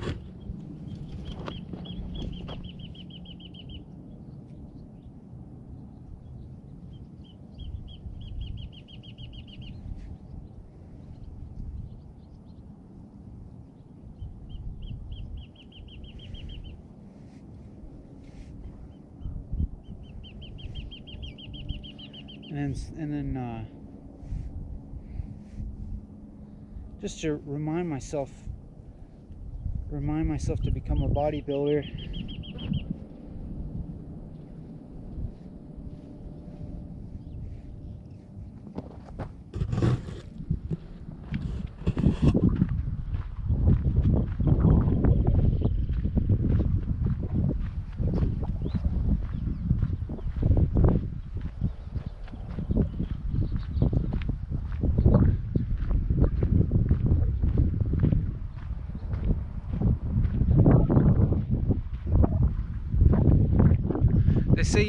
They say you have to have like a strong physical form in order to transcend your physical body, right? Strong, healthy physical body in order to be able to transcend your material form. So, that's why I need to become a bodybuilder. Then I'll really be able to transcend my body. So it'll be really strong.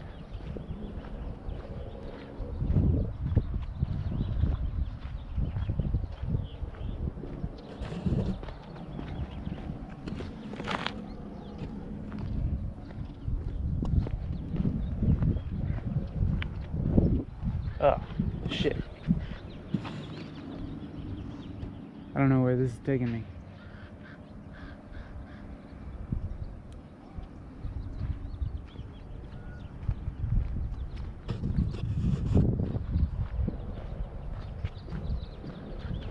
This is just like normal thoughts. It seems all right.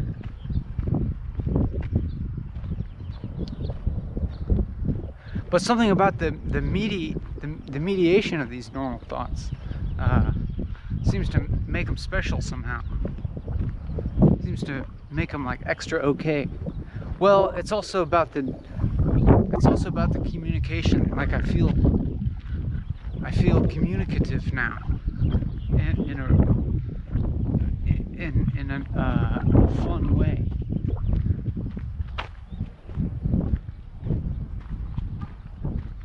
Just like the fact that you're here.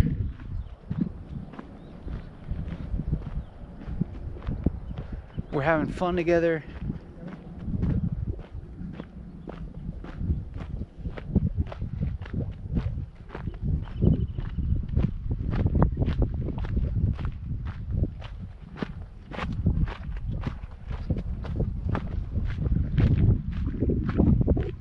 We're just, we're at home in our bodies and to the extent that our identities exist, although we're not really stimulating our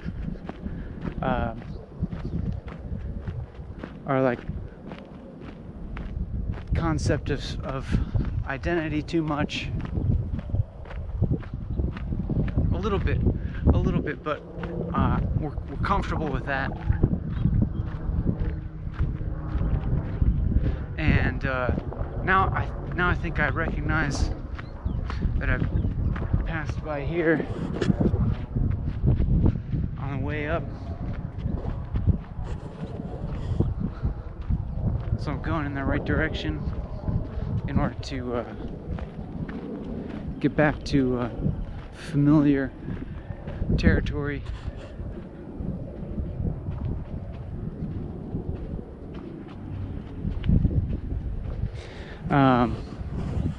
And looking forward to like correcting the disequilibriums now that I'm starting to notice in my body, like hunger. And I live in a land where it's very easy it's very easy and very pleasurable to correct for the disequilibrium of hunger.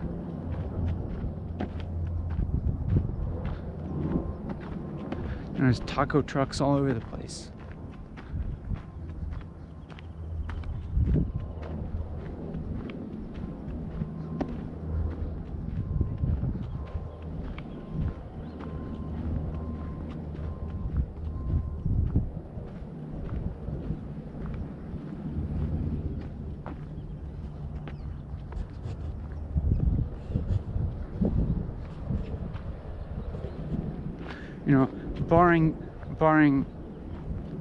Barring the fate of the very unfortunate, but I think still even it's not terribly difficult to satisfy hunger, for food.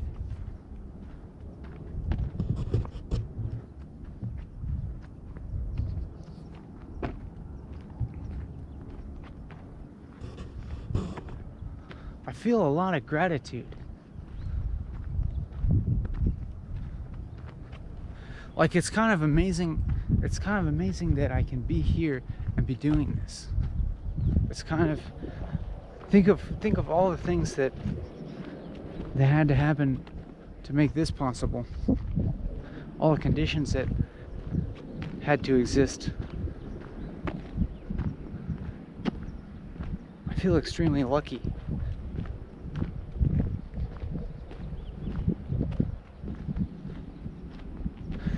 But as I say that, I also recognize that it's very possible and often the case that I am in the same objective scenario, but feeling completely ungrateful and miserable and feeling like I have a very terrible lot in life.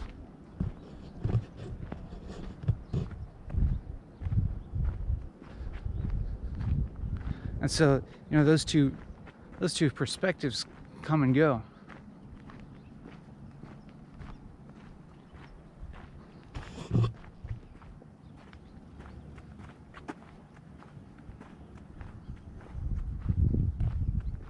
but still, it is always something you can remind yourself of.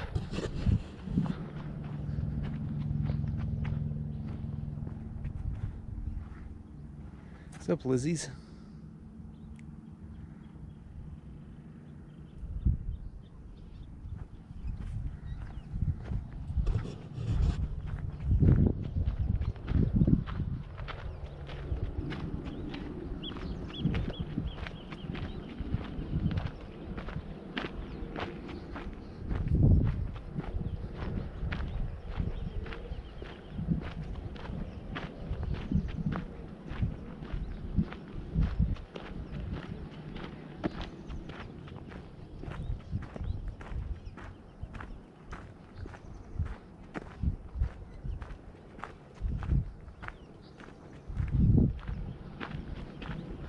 I can't believe you're here either. It's amazing.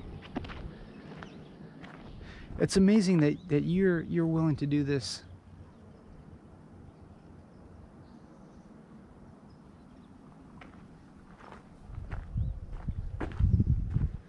And that this opportunity is even possible, of this type of communication.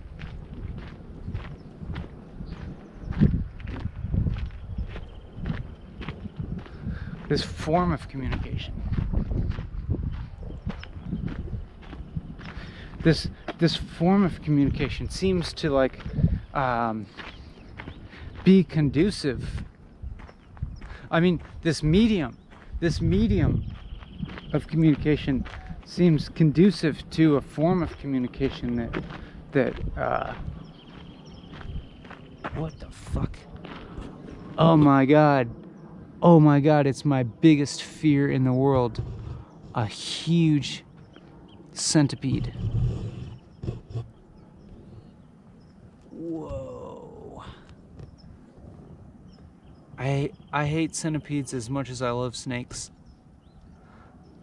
It's totally irrational. Oh my god. And just because I need to scare myself further, I want to see the thing move.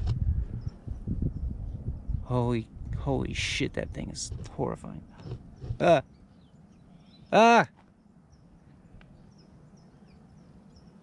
right, enough thrills for now. Those things give me the willies. See how normal I am? See how normal I am? Centipedes give me the willies. That's how normal I am.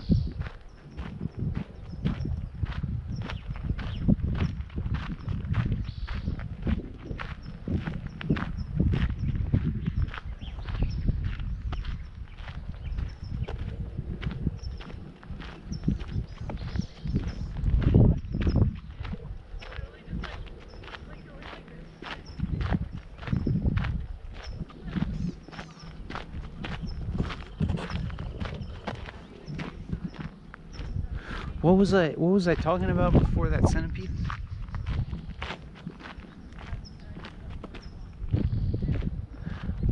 I guess it doesn't matter. I'm sure it was nothing important. Oh yeah, I was like, I was saying how this medium is conducive to a certain form of communication that feels kind of novel to me.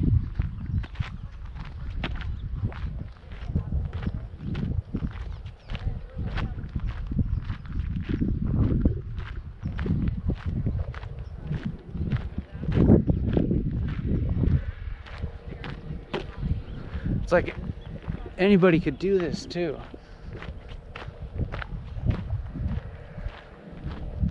You don't need very much.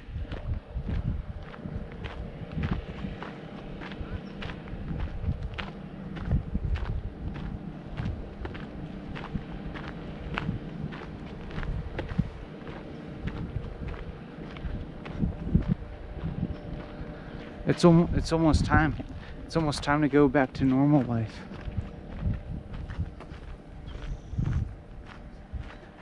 It's gonna be okay. It's gonna be okay. I'm gonna miss this. Maybe I won't. I'm saying that I'm enjoying this.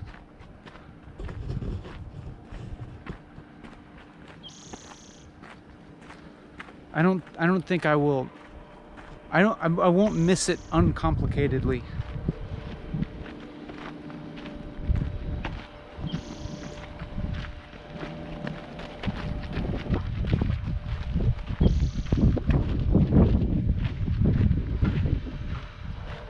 And I won't, you know, I'll continue to experience normal life complicatedly.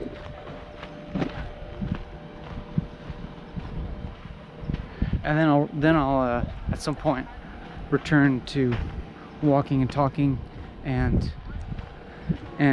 experience and like enjoy it complicatedly with all the joy and happiness and fun and misery and pain and suffering involved therein.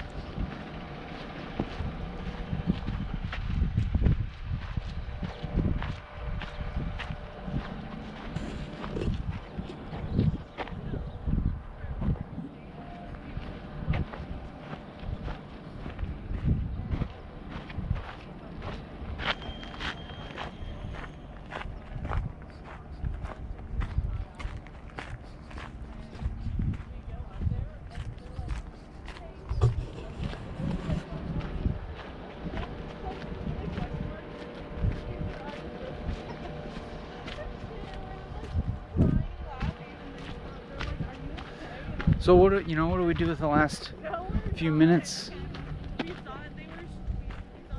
before we part ways? Well,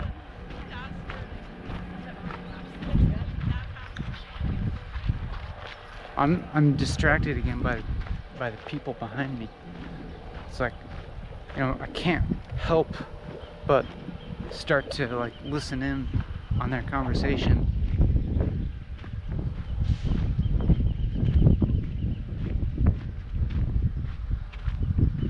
But I apologize, you know, let me stay focused on you. Thank you for coming along.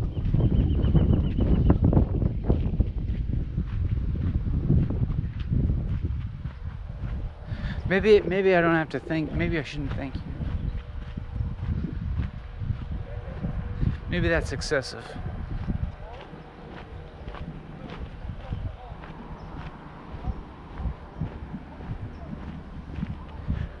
Because maybe you're like, no, thank you. Or am I being presumptive? Anyways, you'll probably, you could also maybe be thankful once this is over.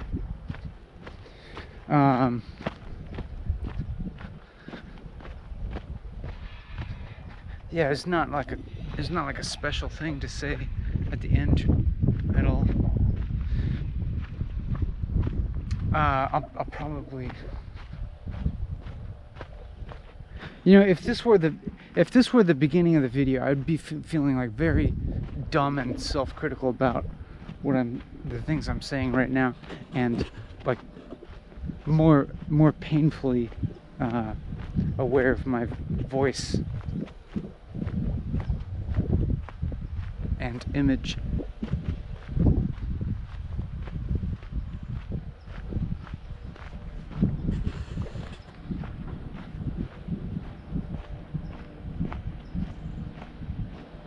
But I think it's just about time. Wow, and I'm like, I've made it back to like exactly where I started.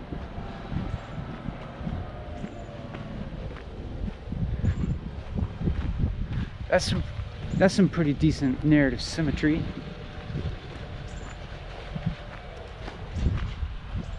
I'm gonna probably end it almost exactly where I started.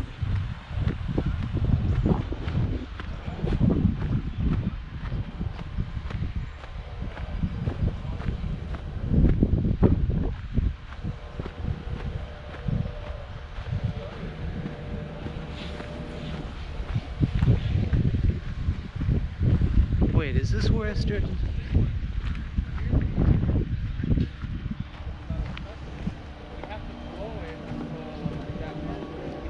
I don't know. I just want to see another rattlesnake. All right. Thanks again.